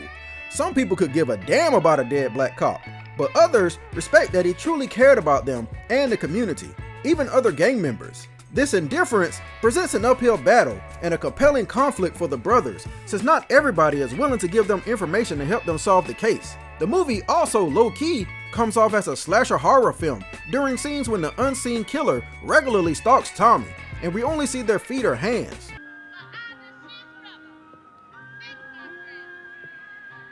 Now you might think you can figure out who done it before the end, but trust me, you won't be able to figure it out, so you might as well just enjoy the ride, because when it is revealed, it unexpectedly becomes one of the most polarizing yet heartfelt moments of the film.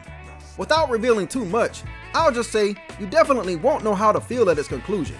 It does have some moments I felt were out of place, like when the gang gets help from the Hispanic gang to break into the police station. I felt that part was a little unnecessary and felt like padding. It's also kind of funny seeing Glenn Turman in this, playing an older man 1 year before he would play a high schooler in Cooley High. Together Brothers deals with a lot of themes and concepts, but in my opinion, it smartly ties it all together to craft an entertaining, if not somewhat depressing story about an authority figure's impact on the community. It's a highly recommended watch for me, as long as you know it's a little bit different than the usual blaxploitation fare. The music is great also, and Barry White did the score and the soundtrack, another rarity. Come for the uniqueness of it, but stick around for the mystery.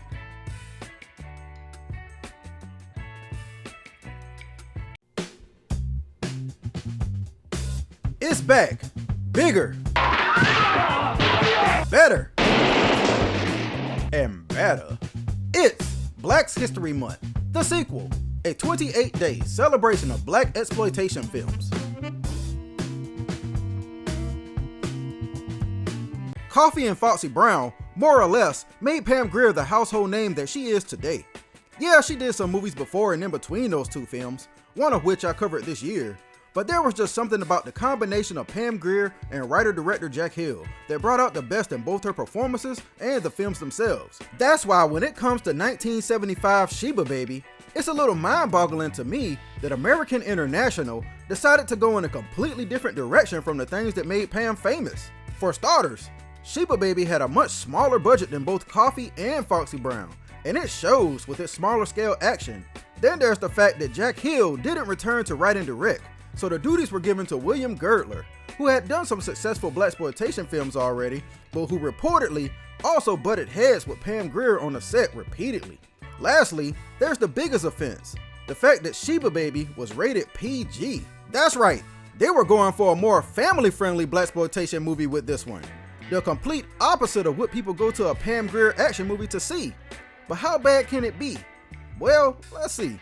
In Sheba Baby, Pam Grier plays Sheba Shane, a private investigator who lives in Chicago but returns home when she learns that her father, Andy, played by Rudy Challenger from Detroit 9000 and other films, is being terrorized by a local gang who want him to sell his insurance business or else. When he ends up getting shot and killed, then Sheba is on a mission to investigate and get revenge on the fools who killed her daddy. That's pretty much the plot in a nutshell. There's not much nuance here. I think the biggest issue with Sheba Baby is that Pam Grier seems so bored doing it.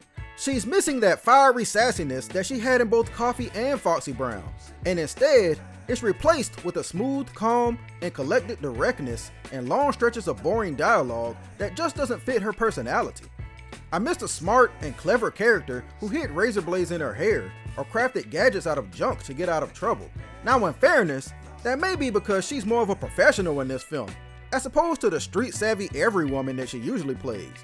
But it's probably more to do with the fact that her and the director simply didn't get along. It's rumored that old Bill Girdler was more of a hands-off director, caring more about the sets than the performances. Whereas with Jack Hill, he and Pam Grier would regularly bounce ideas off each other to see what worked and what doesn't. Basically, it sounds like Pam hated the new guy, and as such, kinda let it show on screen. It's not a bad movie by any stretch. She's definitely done worse, and the lack of bloody violence and nudity takes nothing away from it. I think the biggest problem with Sheba Baby is that it plays it way too safe and by the numbers. By this point, we had come to expect certain things in blaxploitation movies, and when you take those things away, you had better compensate in other areas. And that doesn't mean recreating scenes from Coffee, just with different vehicles. Durrell Martin returns again as the gang leader pilot, and he gets a lot more screen time than usual in this since he had done a string of good films prior to Sheba Baby.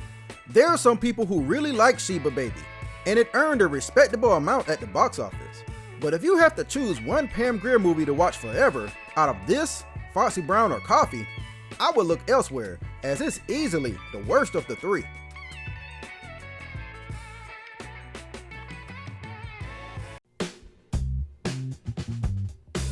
It's back, bigger,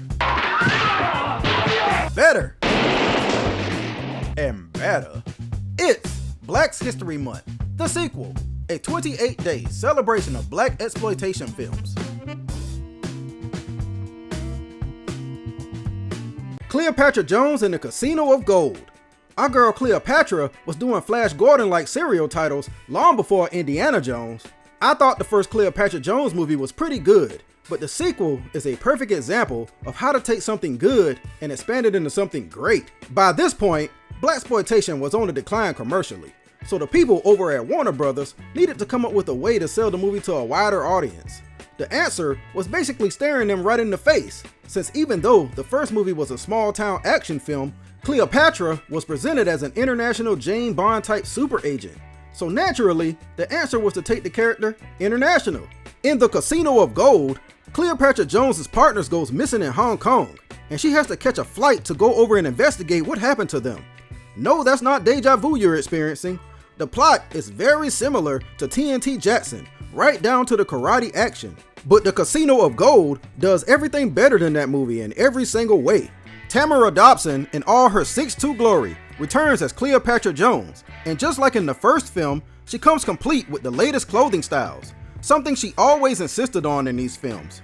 This time, she did her own makeup though, and I'm conflicted about that one because even though it's as over the top as the movie is, I like the more natural look she had going in the first film. About the movie though, what makes it better? For starters, whereas the first film was more slow-paced and actually had an investigative tone, Casino of Gold abandons all of that for complete balls-to-the-walls action. Think the new Fast and the Furious movies versus the old ones. There's barely a slow moment in it between the car chases, the gunfights, and the karate fighting. Speaking of which, the fighting is far more competent this time around because they actually hired some choreographers who specialize in that kind of thing. So when Cleopatra fights, it looks way more convincing than it has any right to look. Plus the stunt work is ridiculous. Look at this.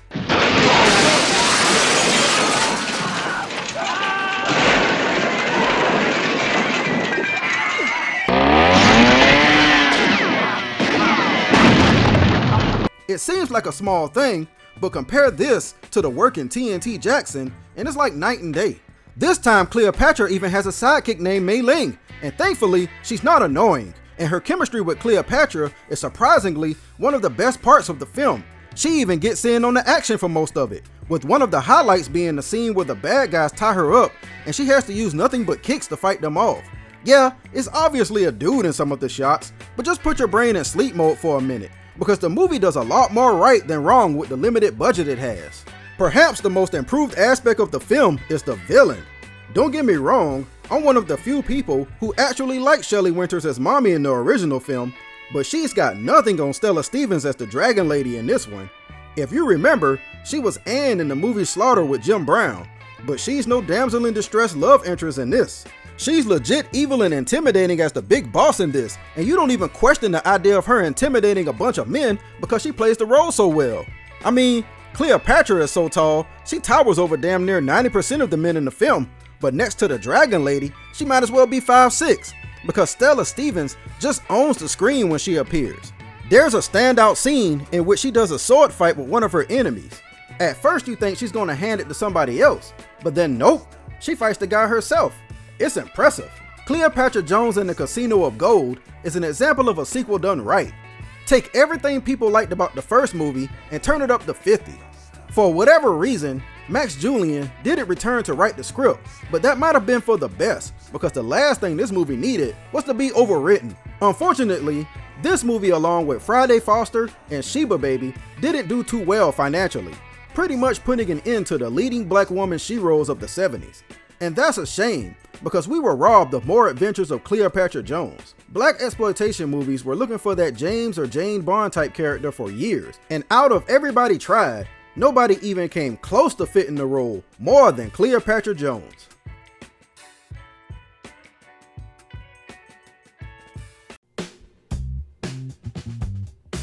It's back, bigger,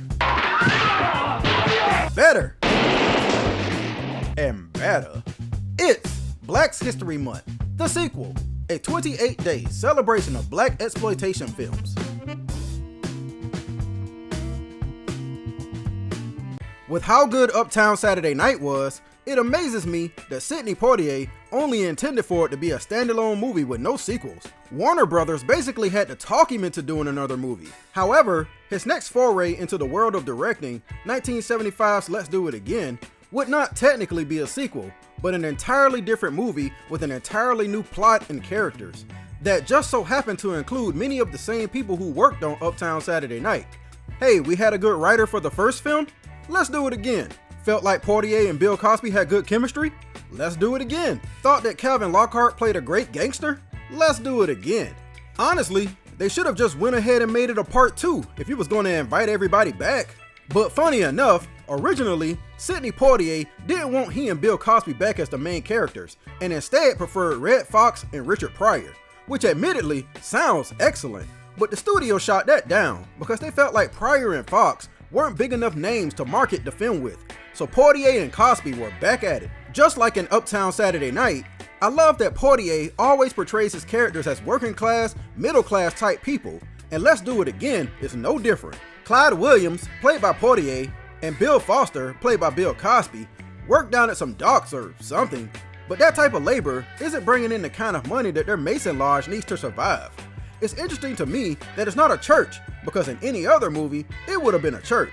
So props to Let's Do It Again for changing that up. Bill Foster is especially in the hot seat because he's the lodge treasurer, so he hatches a scheme to place bets on a boxing match in New Orleans with two notorious gangsters so that they can walk away with a ton of their money. The two plan to rig the match in their favor, and usually you could kind of guess how someone might pull that off. Maybe they'll drug the opponent. Maybe they'll load their favorite fighter's gloves. Something like that. But what does Clyde and Bill do in Let's Do It Again? Why, they hypnotize the weakest fighter, Bootney Farnsworth, played by J.J. Walker of Good Times fame. They hypnotize Bootney to think that he's stronger than his opponent, so that when he knocks him out, they'll walk away with all the money, because they were the only ones who were dumb enough to bet on him.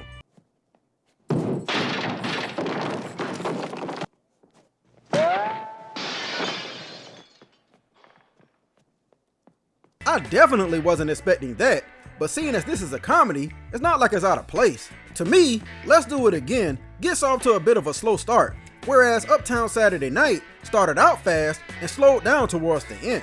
If I had a preference, I'd say I like the pacing of Let's Do It Again a little better.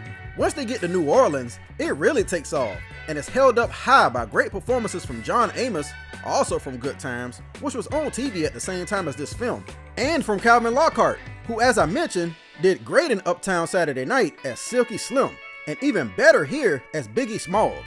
All my 90s hip-hop fans just went, "Say what?" Yep, this character is where Christopher Wallace, aka the Notorious B.I.G., got his original name from.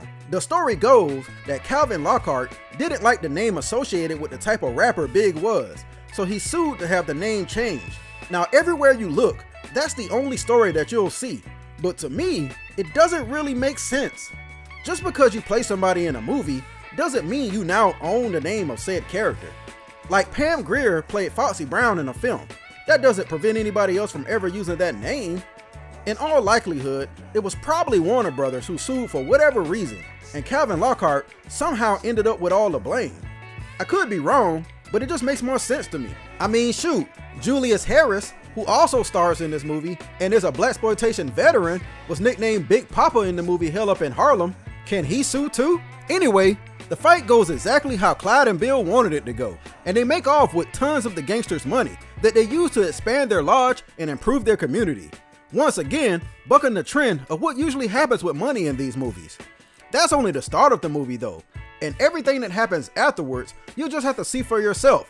You're in for a hell of a ride though, and all I'll say is, the house always wins. Let's Do It Again is everything you liked about Uptown Saturday Night, and then some.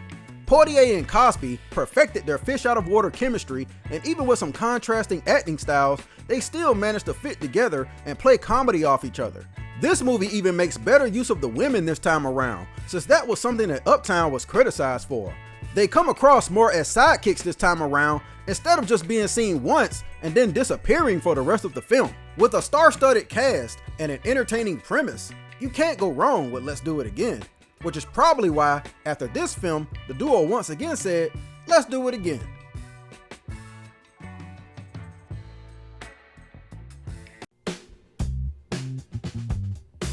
It's back, bigger, better, and better. It's Black History Month, the sequel, a 28-day celebration of black exploitation films. Before I say anything, I want to get out of the way that Friday Foster is not a bad movie, but it could have been so much better. Released in 1975, Friday Foster will be the final movie that Pam Grier did with American International Pictures after a long and prosperous relationship. By this point, she felt like she was more in control of her career after starring in several standout roles and easily being the first lady of blaxploitation. This allowed her to better pick and choose what kind of character she could play, and it's probably why the movie Friday Foster doesn't exploit her body as much or demean her in any way. It's a character that, just like Pam Grier, is more in control of what happens to her. Friday Foster is based on a comic strip of the same name that ran from 1970 to 1974. It was created by Jim Lawrence, mostly as a shock to the realization that there weren't any lead black woman comic strips at the time. Friday Foster wasn't the first black woman comic to exist. That honor goes to Torchy Brown, but it was the first to be syndicated. Friday Foster tells the story of a New York fashion model turned fashion photographer, also named Friday Foster, and her various misadventures she always finds herself in. The film Friday Foster tells the exact same story, with the only difference being that instead of Friday living in New York, she now lives in Harlem. In the movie, Friday is sent on a job in the middle of the night by her boss Monk, played by Julius Harris, to photograph the arrival of the richest black man in the country, Blake Tarr, played by Thalmus Razulala. Unbeknownst to her, there's treachery afoot, and there's an assassination attempt on Blake by a bunch of dudes posing as police officers. A shootout occurs, and several people are left dead, and worse than that, one of the assassins spots Friday, so you know what that means. She's got to go. And this is where Friday Foster pulls the rug out from under me. Carl Weathers as the silent assassin Yarbrough is the best part of the movie to me. He begins to stalk Friday everywhere she goes to try to silence her since she took a picture of him at the scene of the crime. And he's relentless.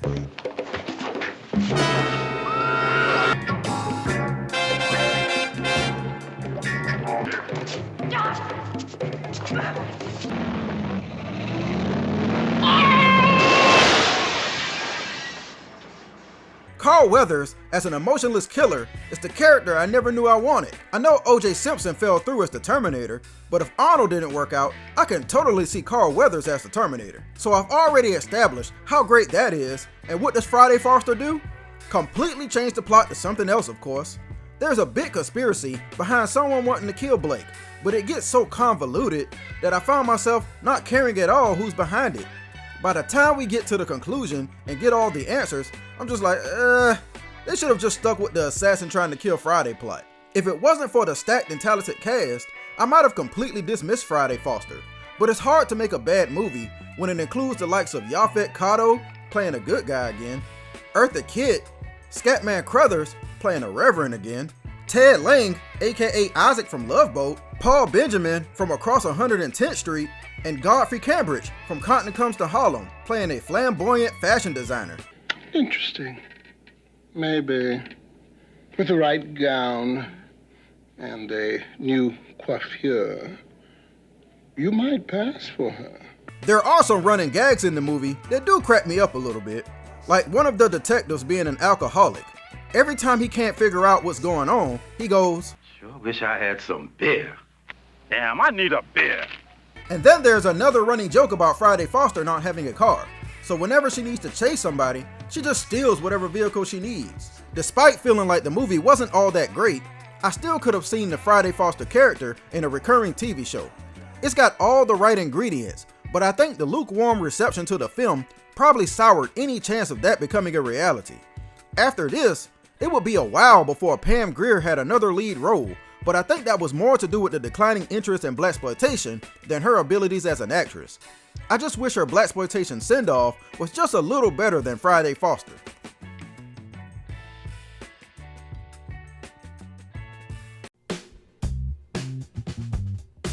It's back, bigger, better, and better. It's Black History Month, the sequel, a 28-day celebration of black exploitation films. Ebony, Ivory, and Jade. And no, I'm not talking about porn categories. Where do I even start with Ebony, Ivory, and Jade? I'll first start out by saying that this is yet another movie that's hard to come by brand new, with the lowest price I've seen going around $80 for a new DVD. Secondly, this movie was directed by Cirio Santiago, the same man who directed TNT Jackson, so you already know where this is going. Lastly, this is without a doubt the weirdest and probably the worst movie of this year's Black History Month. Yes, even worse than the Black Six. Ebony, Ivory, and Jade is kind of a women in prison and women in chains hybrid movie, evidenced by the fact that the first American title for the movie was She Devils in Chains, and it's another one of those films that were made for cheap in the Philippines. The plot goes like this. 5 Olympic female runners get kidnapped by terrorists in Hong Kong, mirroring the 1972 Olympic hostage situation, and it's up to the 5 runners to fight their way out of the situation. Notice I said 5, but the title suggests only 3. That's because this film was marketed under several other names, including American Beauty Hostages, Foxfire, and Fox Force. That last one may sound familiar to you if you're a Tarantino or a Pulp Fiction fan, because this film was the inspiration for the Fox Force 5 pilot that Uma Thurman's character Mia was a part of.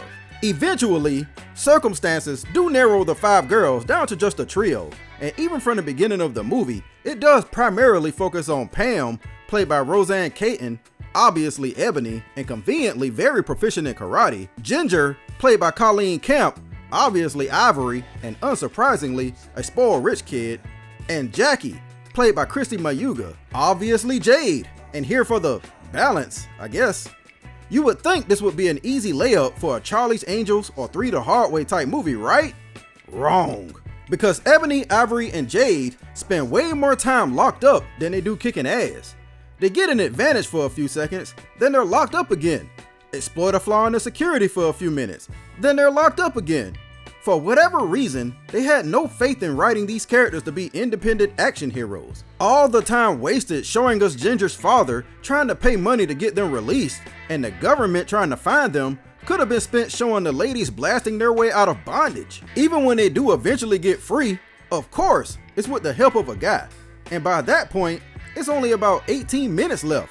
Jeez. In a way, it kind of makes sense why the name kept changing, because how do you market a movie that's not really an action movie about 3 to 5 badass females, but also not really a women in prison film, but also not really a sports film either, or even a black film?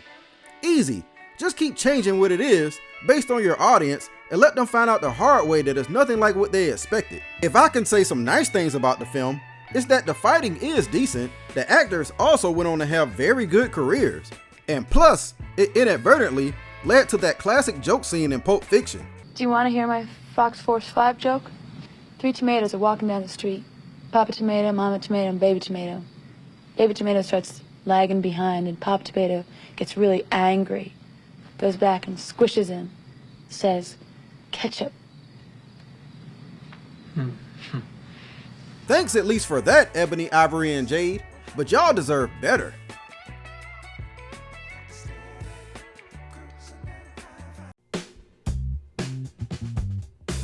It's back. Bigger. Better. And better. It's Black History Month, the sequel, a 28-day celebration of black exploitation films. What can I even say about the Human Tornado? If you've seen Dolomite, then you already know what to expect.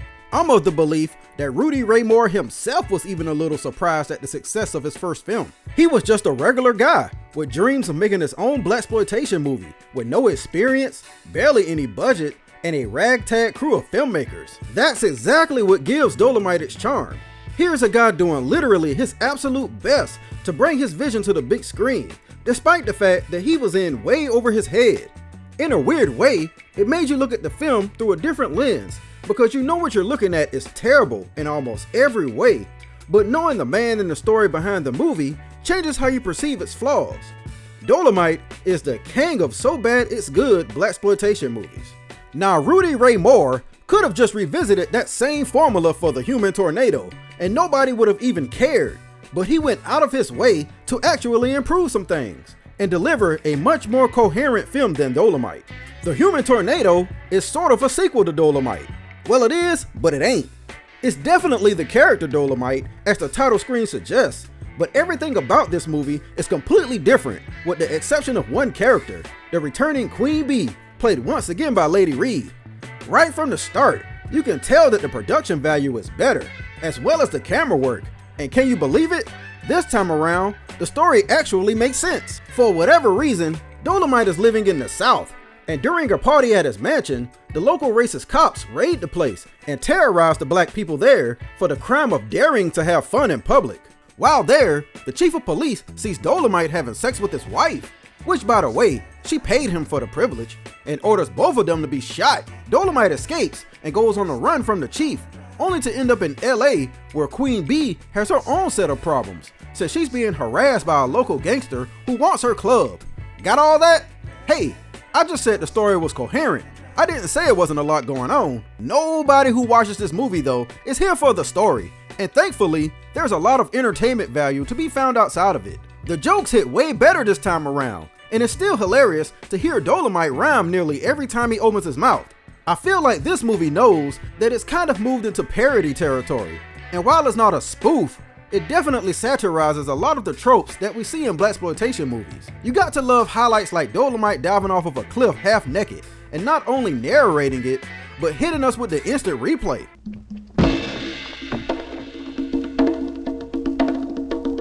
So y'all don't believe I jumped, huh? So watch this good shit.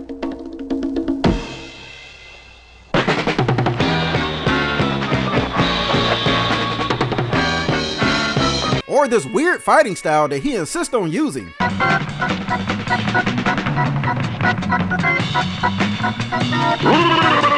What the hell even is this? I don't know, but whatever it is, it's working. Or how they speed up the camera to hide the amateur karate. Then there's the iconic bedroom scene. They got brought back into the limelight thanks to the My Name is Dolomite movie starring Eddie Murphy. That movie chose to combine elements of both Dolomite and the Human Tornado. So if you're looking for the crazy sex scene where the ceiling comes down, then the Human Tornado is your movie. Also, be on the lookout for a young Ernie Hudson as Dolomite's friend Bo. Bet you didn't expect to see him in a movie like this. Hey, we all gotta start somewhere. This was only his second film. Yeah, honestly, The Human Tornado is all still just complete randomness, but I'm always highly entertained by it. I just can't point to why that is, because it shouldn't be this fun, but it is. I think it's the fact that at some point, some of us have imagined ourselves as either a big-time movie star or an action hero, but Rudy Ray Moore was determined to make it happen for himself. So maybe in a way, we see ourselves in him, and despite the questionable quality, we still somehow relate to the many adventures of Dolomite.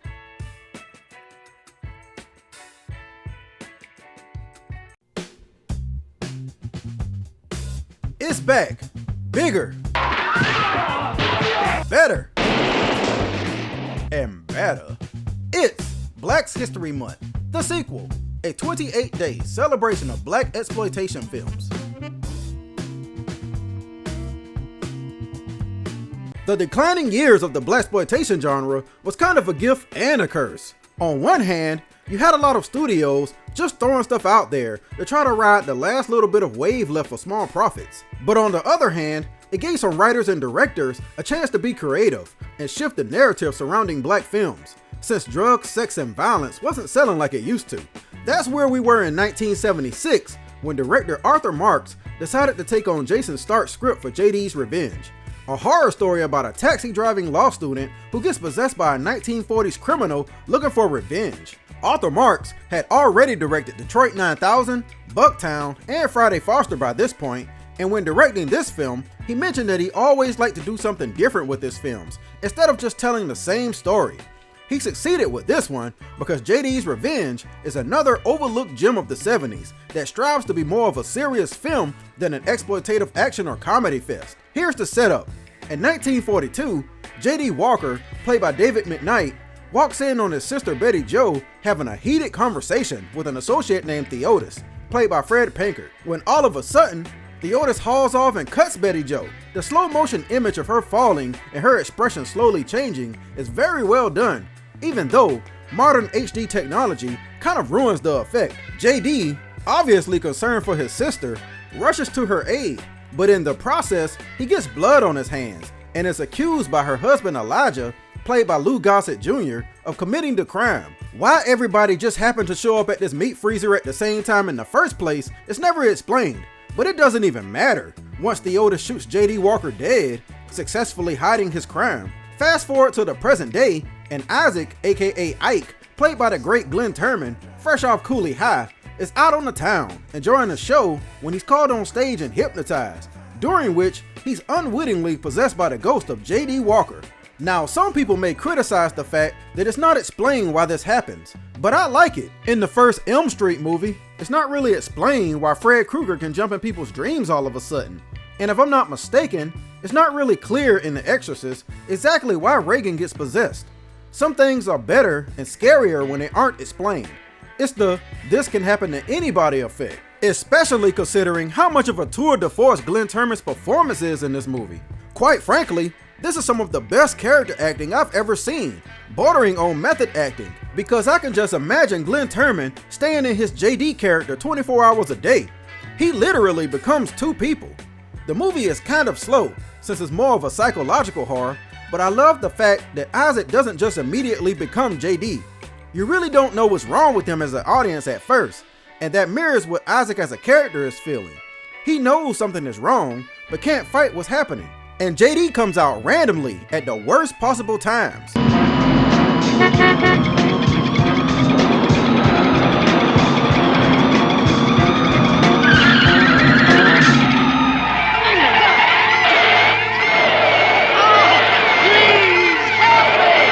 One day he's just working his taxi job, and for whatever reason, gets the urge to buy an old ass hat. The movie excels at showing you the transformation rather than telling you in these scenes, and it really doesn't have to say anything for you to get it. Then there's another scene where Isaac starts rubbing his face. See, J.D. Walker has a scar on his face, so the subtle rub is him feeling for it. Or is it Isaac feeling for the presence of the scar? We don't know, and the fact that it creates so many questions is what makes this movie special. Also, I have to mention the way that Glenn Turman does a special little walk and changes his voice every time he becomes JD. It's so distinct, and whenever you hear it, you're like, oh shit. But there you talk to me like I'm some kind of common sissified nigga wimp. What is this shit anyway? Don't nobody talk to me like that, especially no bitch hole like you. Teach you to fuck. And once he gets that conch hairstyle, oh, it's really on. What's the matter, baby? Don't you like your daddy's conch, huh?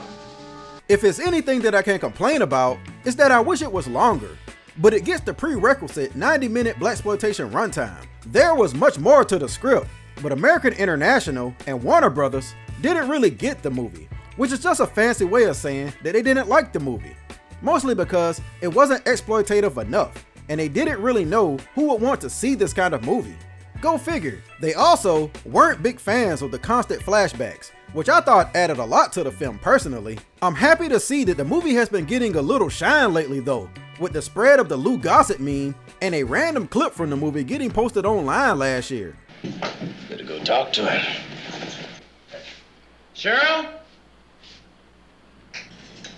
Hey, what you doing back so soon, baby? Yeah, that's right. I fucked your woman. Sucker. J.D. Walker is not a good person, but the movie makes you want to see him succeed, just so he'll leave Isaac the hell alone. J.D. Walker, the ghost you love to hate and hate that you love.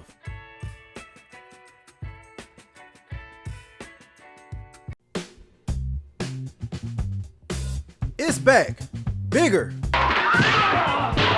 better, and better.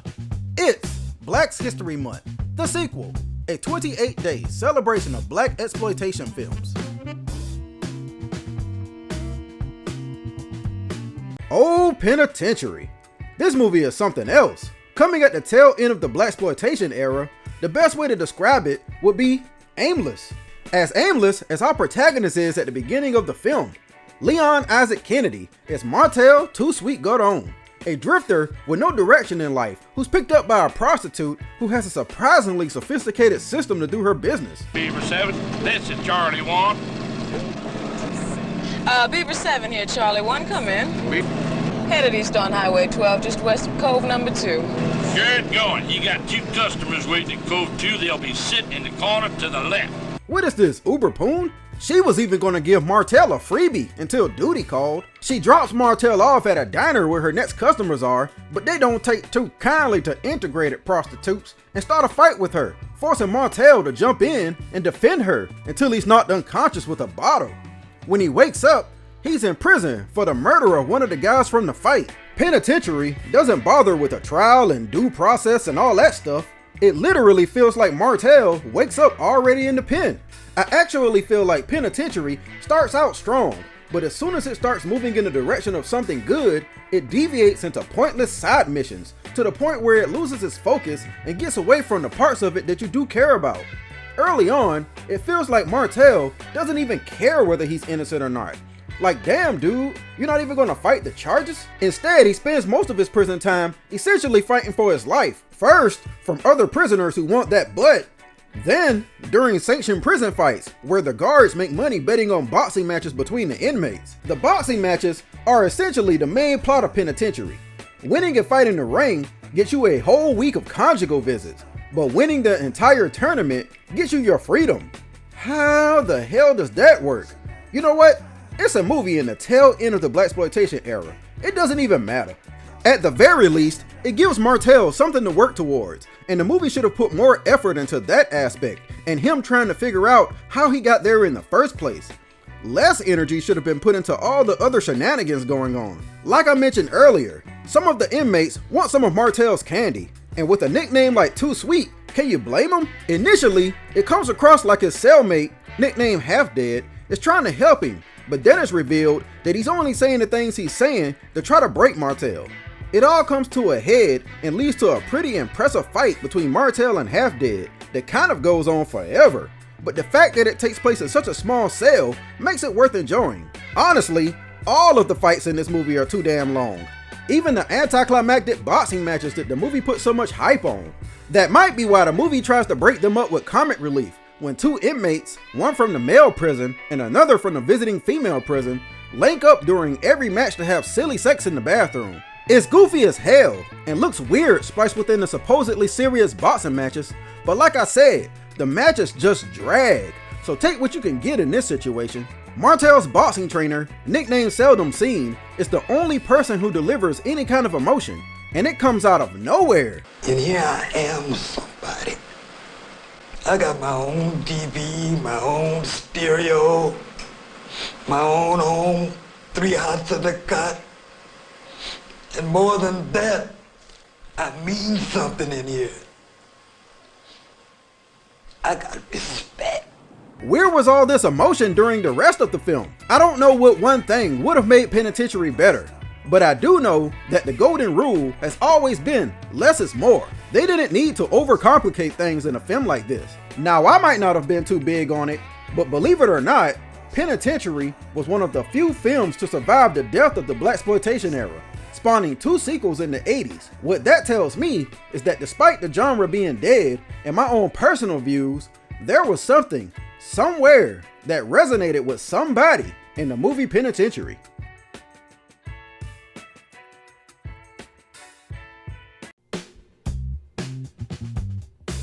It's back, bigger, better, and better. It's Black History Month, the sequel, a 28-day celebration of black exploitation films. The end of blaxploitation left a big void as far as black cinema is concerned, and with the birth of the summer blockbuster and Hollywood recovering from the dark ages, no pun intended, studios were in no hurry to cater to an audience they felt was no longer profitable. In steps Carl Weathers, himself no stranger to black exploitation, as he had starred in both Friday Foster and Bucktown. Coming off the success of the Rocky franchise and Predator, Carl Weathers approached producer Joel Silver about the possibility of making an updated blaxploitation film with a new hero named Action Jackson, who Carl Weathers would play himself. Now, of course, by this point, since it's 1988, you couldn't actually do most of what people would consider a blaxploitation film, since most of those themes were now played out. And therein lies the problem with the movie Action Jackson, because despite Joel Silver being the producer responsible for classic action films like Lethal Weapon and Die Hard, I don't think anybody could quite figure out what to do with Action Jackson. Action Jackson follows the exploits of Sergeant Jericho Jackson, who was downgraded from lieutenant after his involvement in a case that had to do with the son of a big-time businessman named Peter Delaplane, played by Craig T. Nelson. He has a hell of a reputation within the department, but the movie takes its time getting to it. You have to sit through a lot of introductions and mystery to get to the actual action in Action Jackson, and none of it is particularly interesting. I dare say a lot of it is downright confusing and way too convoluted for a simple action film. Having to do with unions and politics and stuff, this is supposed to be Detroit. I know there's a lot more going on than this. My biggest gripe with it is that for it to be inspired by blaxploitation, Weathers, as Jericho Jackson, exhibits none of the characteristics of the so-called super Negro. The bad guys get the jump on him way too much. Furthermore, he's too much of a good guy. I feel like this time around, people felt like the image of the black hero needed to be rehabilitated. So Action Jackson is not only a decorated officer, but also a former football star, and also a law school graduate, and also just an all-around stand-up guy, which is no more evident than once he meets the mistress of the villain, Sydney, played by the late Vanity, and she tries her hardest to get some of his action.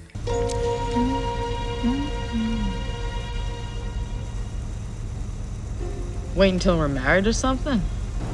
Some folks used to call me Action. Action? Shit, I ain't seen none of that tonight. Sure wasn't a woman that gave you that name. Man, Fred Williamson would have been on at least round 3 by now. A few positive things though is that it features a who's who of 80s action stars, many of them playing against type since they were usually villains in other movies around this time. And on top of that, it's got a decent black cast, including Bill Duke as the chief and a small cameo from Miguel A. Nunez. It even has Sharon Stone, so as you can see, A lot of effort was put into making it successful on the cast front, but perhaps the biggest thing that kept Action Jackson from being a classic was the hero himself. It's not Carl Weathers' fault. I think his career speaks for itself, but it's whoever wrote the script and the ridiculous dialogue he had to work with. Whenever he finally does get to the action, somebody thought it was a good idea to have him constantly crack jokes through the entire time. Maybe this wasn't such a damn good idea after all. It's just hard to take him seriously. Like, make up your mind. Did you want to make an action film or a comedy? Because it's nearly impossible to pull off both. I gotta give Carl Weathers props for even having the idea to resurrect the blaxploitation action hero. Sadly, he was let down by a weak script and the misfortune of being a derivative action film during the same time that other classics were being made. It's a shame because it further put a nail in the coffin of black action cinema.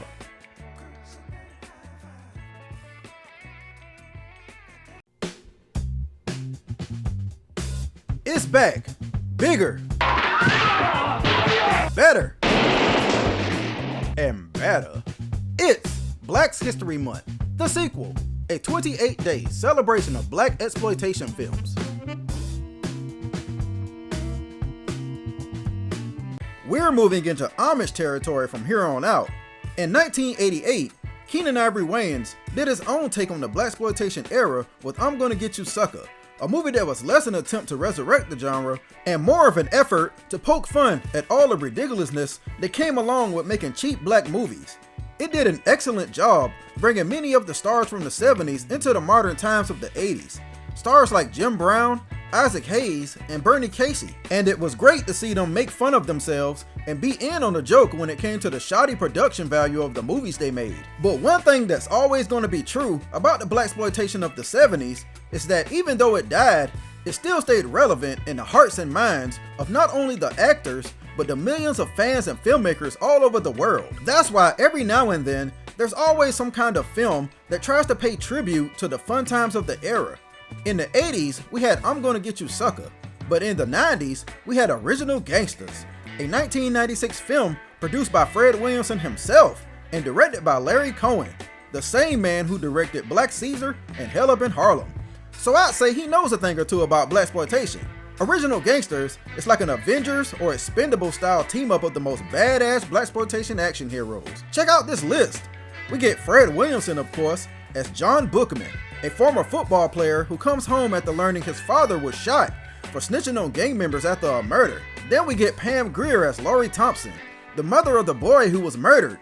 And then we get Jim Brown as Jake Trevor, a former boxer and the estranged father of the boy who got shot. Even Shaft and Superfly themselves get in on the action, as both Richard Roundtree and Ron O'Neal make an appearance.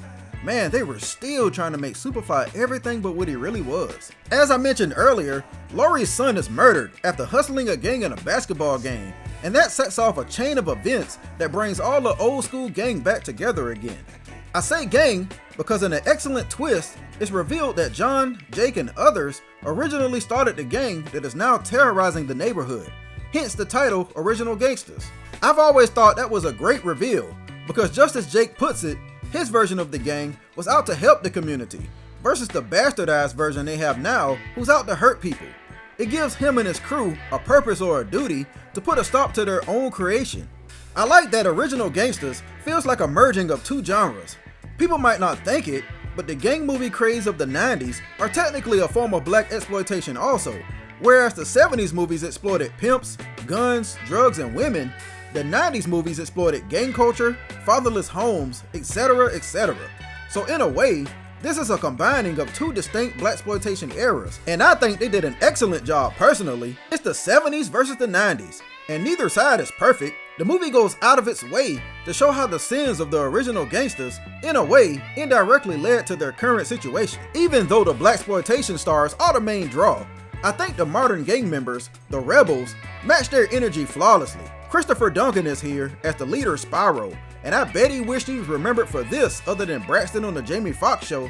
As a matter of fact, I know he does, because he mentioned recently that role kind of locked him out of opportunities.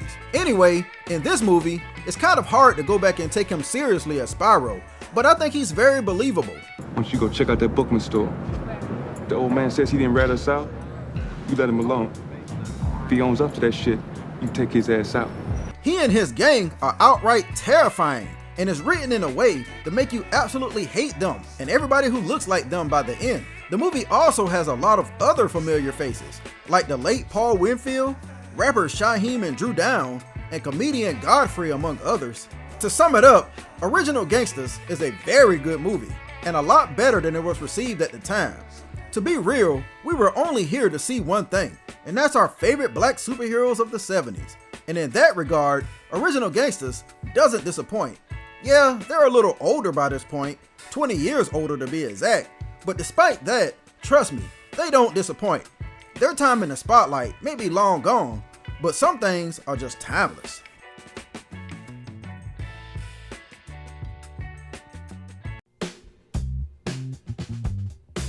It's back, bigger, better, and better. It's Black History Month, the sequel, a 28-day celebration of black exploitation films. It goes without saying that Quentin Tarantino is an obvious fan of blaxploitation movies. His films feature a lot of music and themes from the era, and as I mentioned earlier this month, his short-lived distribution company was responsible for re-releasing Detroit 9000 to theaters, so it was a no-brainer that he would eventually make a blaxploitation film on his own, right? Well, not exactly. Releasing on Christmas 1997, Jackie Brown is to date the one and only adaptation that Quentin Tarantino has ever done, since the film was based on a 1992 book written by Elmore Leonard called Rum Punch, that's decidedly not what you would consider a blaxploitation book. The book follows the story of a down-on-her-luck, middle-aged woman named Jackie Burke, who's a flight attendant that secretly smuggles money into the country for an arms dealer named Ordell Robbie, since the job she works pays like garbage. The movie Jackie Brown is almost the exact same story, with a few notable changes. The first and biggest of those changes is the main character's race, being changed from a 40-something white woman to a 40-something black woman. And the second biggest change is her name being changed from Jackie Burke to Jackie Brown, an obvious nod to Foxy Brown. And who better to get to play a character named Jackie Brown that's a nod to Foxy Brown than Sheba baby herself, Pam Grier. The legend goes that Pam Grier went into the audition thinking that she was going to be playing one of the minor characters, since she hadn't been in a leading role since the 70s. But to her surprise, when she walked into Tarantino's office and saw all the posters of her old movies on the wall, she knew he was a massive fan of hers and wanted her for the lead. Reportedly, she asked him, "Hey, did you put these posters up because you knew I was coming?" And he said, "Nah, I started to take them down so you didn't think I was crazy." As Jackie Brown, Grier got a chance to really show off her acting skills. She was 48 years old by this point, so the days of taking off her top for absolutely no reason was gone. And I would say that was a good thing, because she's always been better than the type of role she got allowed her to be. Here, she had more freedom to be an actual character. Tarantino himself says that Jackie Brown isn't a blaxploitation film, despite it being constantly called one. And you know what? I agree with him. For one thing, the production value is way too high to even classify. Tarantino movies are known for their attention to detail, the perfect camera placement, and the near flawless editing. All things that go against what makes a blaxploitation movie what it is. On top of that, it's twice the length of those movies, clocking in at over 2.5 hours. However, the influence is obvious all throughout the film, so it's hard to separate the inspiration from what we see on screen. For instance, besides the lead actress, multiple music tracks are used from the movies Coffee and Foxy Brown. The opening theme is the main theme from Across 110th Street by Bobby Womack, and even Sid Haig is in this movie. I tell you boy, Sid Haig ain't gonna miss an opportunity to be in a Pam Grier movie. In all honesty, I kinda wish it was a blaxploitation movie. The actual plot is okay. It's not my favorite Tarantino movie, I'll just say that, but it is good. It devolves into a typical money heist film by the end, told from different perspectives. And if it wasn't for Samuel L. Jackson completely stealing the show as the gun dealer Ordell Robbie, I might have completely written it off. He eats up every single scene he's in, and somehow manages to make you simultaneously hate him and love him all at the same time. I got a problem with small places, no. Well, I got a problem with spending $10,000 on ungrateful peanut head niggas to get them out of jail, but I did it. And how small was that jail cell, motherfucker? Where's the rest of it? How much is that? I don't know, maybe 40, shit, maybe less. You said 550. Yeah, so you light, ain't you? You light about $500,010. Well, damn, girl, how you live like this? Like what? Like this. This some repugnant shit. He should have gotten an Oscar for this. Weirdly, this movie was snubbed at the Oscars, with only the late Robert Forster as the bail bondsman Max Cherry being nominated for Best Supporting Actor. Don't know how that happened. I like Forster and all, but he is far from the best character in this movie. And you wouldn't believe me unless you saw it for yourself, but surprisingly, Robert De Niro is in this movie as Louis Gara, and he might be the weakest character here. It's rumored that he and Tarantino didn't get along, so that might have something to do with it. Also, be on the lookout for a blink and you'll miss it appearance from Chris Tucker. Man, every time I see Chris Tucker, I get mad at the triple threat he could have been in Hollywood. He could have taken the crown from Wesley Snipes. The movie has a little known sequel, or technically a prequel, that came out in 2013 called Life of Crime, also based on a book, that shows the early crime days of Ordell and Lewis, played by Mos Def and John Hawkes. There's a ton that could be said about Jackie Brown, too much for a short video, but it wears his love for blaxploitation on its sleeve. It's not a complete love letter to the era, like say a movie like Black Dynamite was, but at the very least, it was good to see Pam Grier back in the spotlight and in a lead role again. This movie revitalized her career, and although she always had steady work, she started getting more lucrative roles in TV and movies after this. For that alone, Jackie Brown holds a special place in black exploitation history.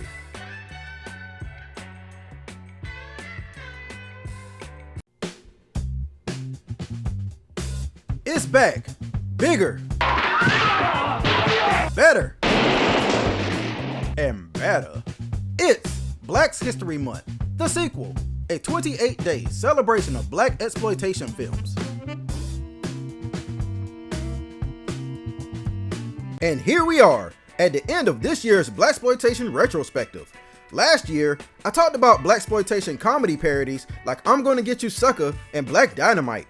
And even though those movies are classics, one blaxploitation comedy seems to be forgotten about and doesn't get as much recognition as the other two. And that's a shame, because it's arguably just as funny. I'm talking, of course, about 2002's Undercover Brother.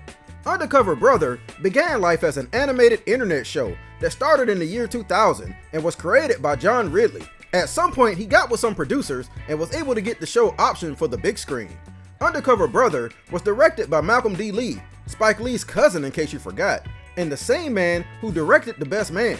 As a matter of fact, he directed this movie right after The Best Man, making this only the second movie he directed. Those two films are like night and day, and it's clear from the beginning that none of the people making this movie wanted to take things too seriously, and that's for the best.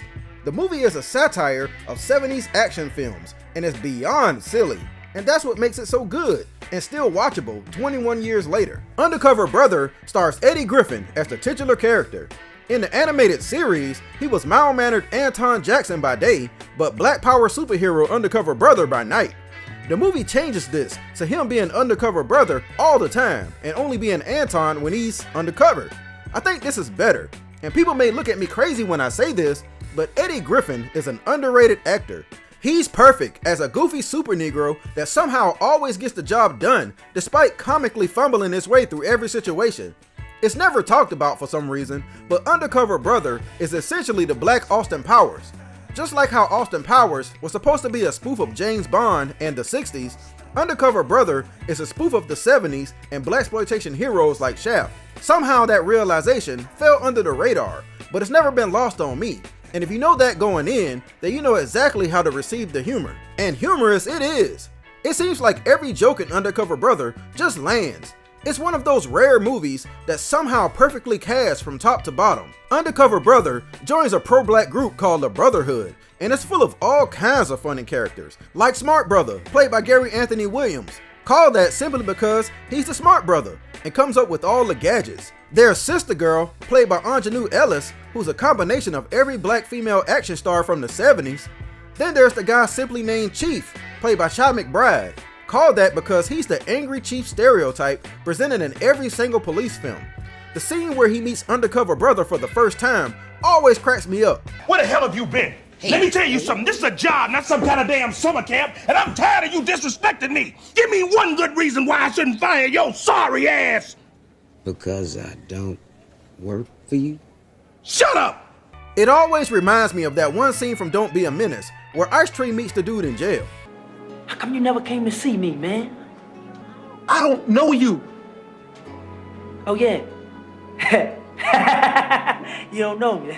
That's right. But the absolute best character in the Brotherhood and the guy who steals the show is Conspiracy Brother, played by Dave Chappelle 1 year before he would start the Chappelle Show. You can't say nothing around this dude because he thinks everything is a conspiracy. And you can't tell me that you all don't know at least one person like this in real life. Good morning. Good morning. Get on the desk. Let me tell you something about the word good, brother. Good is an ancient Anglo-Saxon word, go-ah, meaning the absence of color. Chappelle is easily the funniest person here and has too many funny scenes to even show. They even have a white intern on the squad, played by Neil Patrick Harris.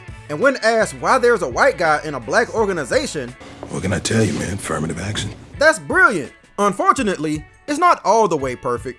Chris Kattan is here as the second in command to the man, and he's super corny and comes across like he's trying way too hard. It's pretty cringe, but I do kind of like the idea of him trying to suppress his inner love for black culture. Oh, so he's like the male Miley Cyrus then. Oh yeah, the plot. Honestly, who cares? The plot itself is an afterthought and it's only used to land more jokes. The man wants to use fried chicken to control black people and make them act more white. You of course probably couldn't get away with that plot today, but back in 2002, it worked for this movie. I mean, how can you be mad at the fact that the fried chicken made Terry McMillan write How Stella Got Her White Man Back instead of her groove? It's comedy. Or like how every member of the Brotherhood is deathly afraid of mayonnaise. I don't like mayonnaise either, but it's mayonnaise, not toxic waste. I was unaware until recently that there was an Undercover Brother 2 starring Michael Jai White. I haven't seen it yet, but I'm gonna check that out very soon. Undercover Brother moves at a swift pace, and it's over before you know it, but it's entertaining the entire way through, and a wonderful love letter to the legacy of black exploitation. And that also makes it the perfect movie to end this year's Black History Month on. I hope you all enjoyed taking this trip back to the past with me again, just as much as I did. This year, I tried to highlight some more little known movies that rarely get talked about, whether they were good or not so good. At the end of the day, I love all cinema, and I've always been of the belief that you can usually find something good in everything. That being said, I thank all of you for all of your support. I really appreciate it, and I'll be back real soon with new Black Track videos. If you haven't already, make sure you like, share, and hit the subscribe button. And until then, I'll holler at you.